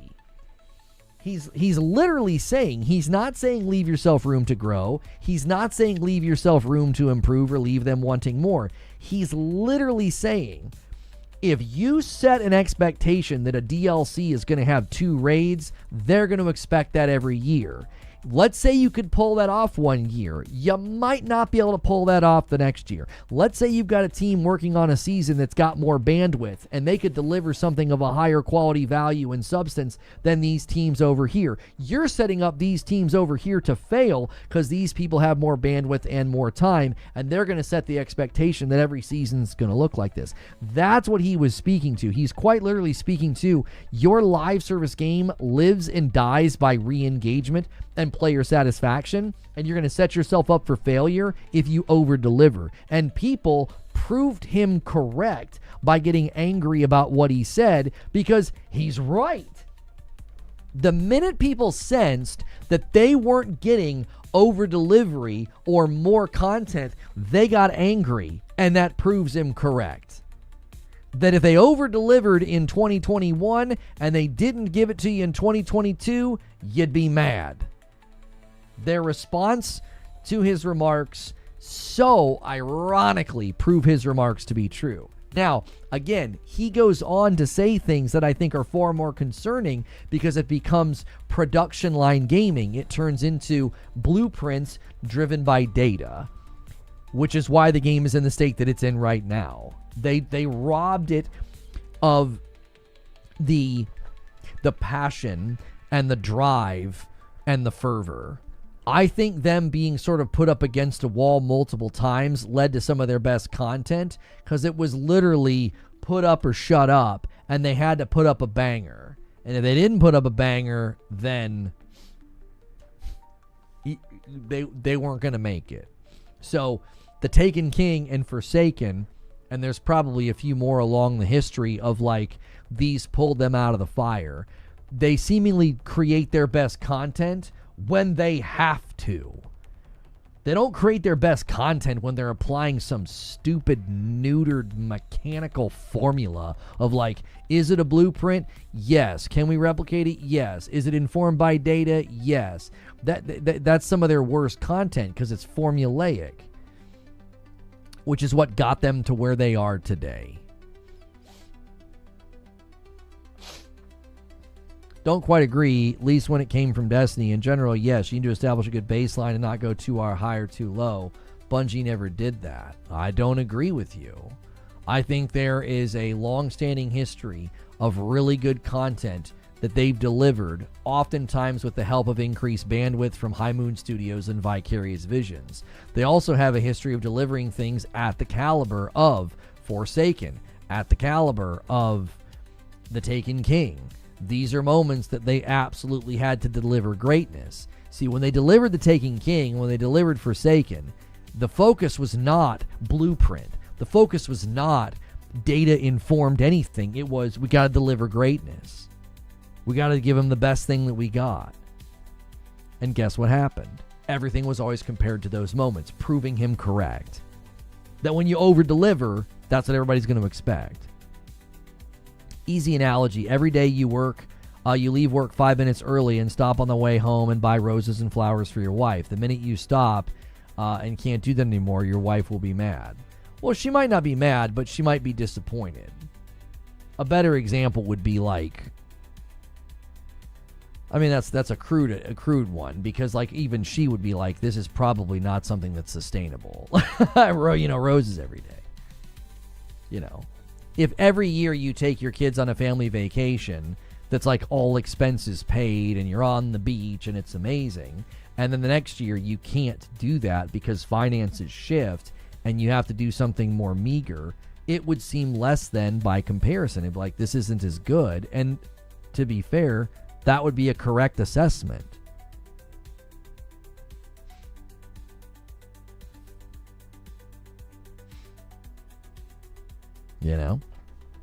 You would be correct. This isn't as good of a trip. Now, you could be like, well, these kids are ungrateful. Well, they could be ungrateful. They could also just be being honest.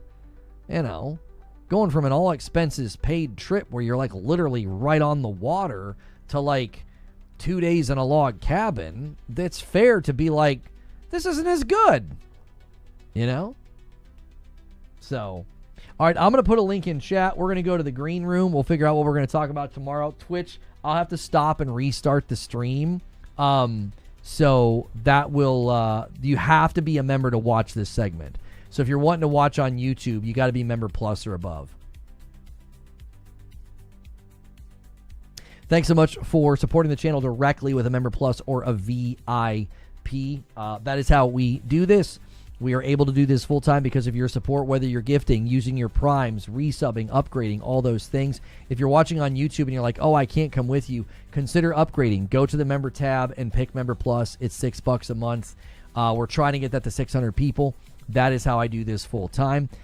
If you like this show and you're like, man, this show gets me through the workday and the work week, that is how you keep something like this going, because we are directly supported and fan-funded operation. So I'm going to end that and redirect folks over with redirect, and I need to change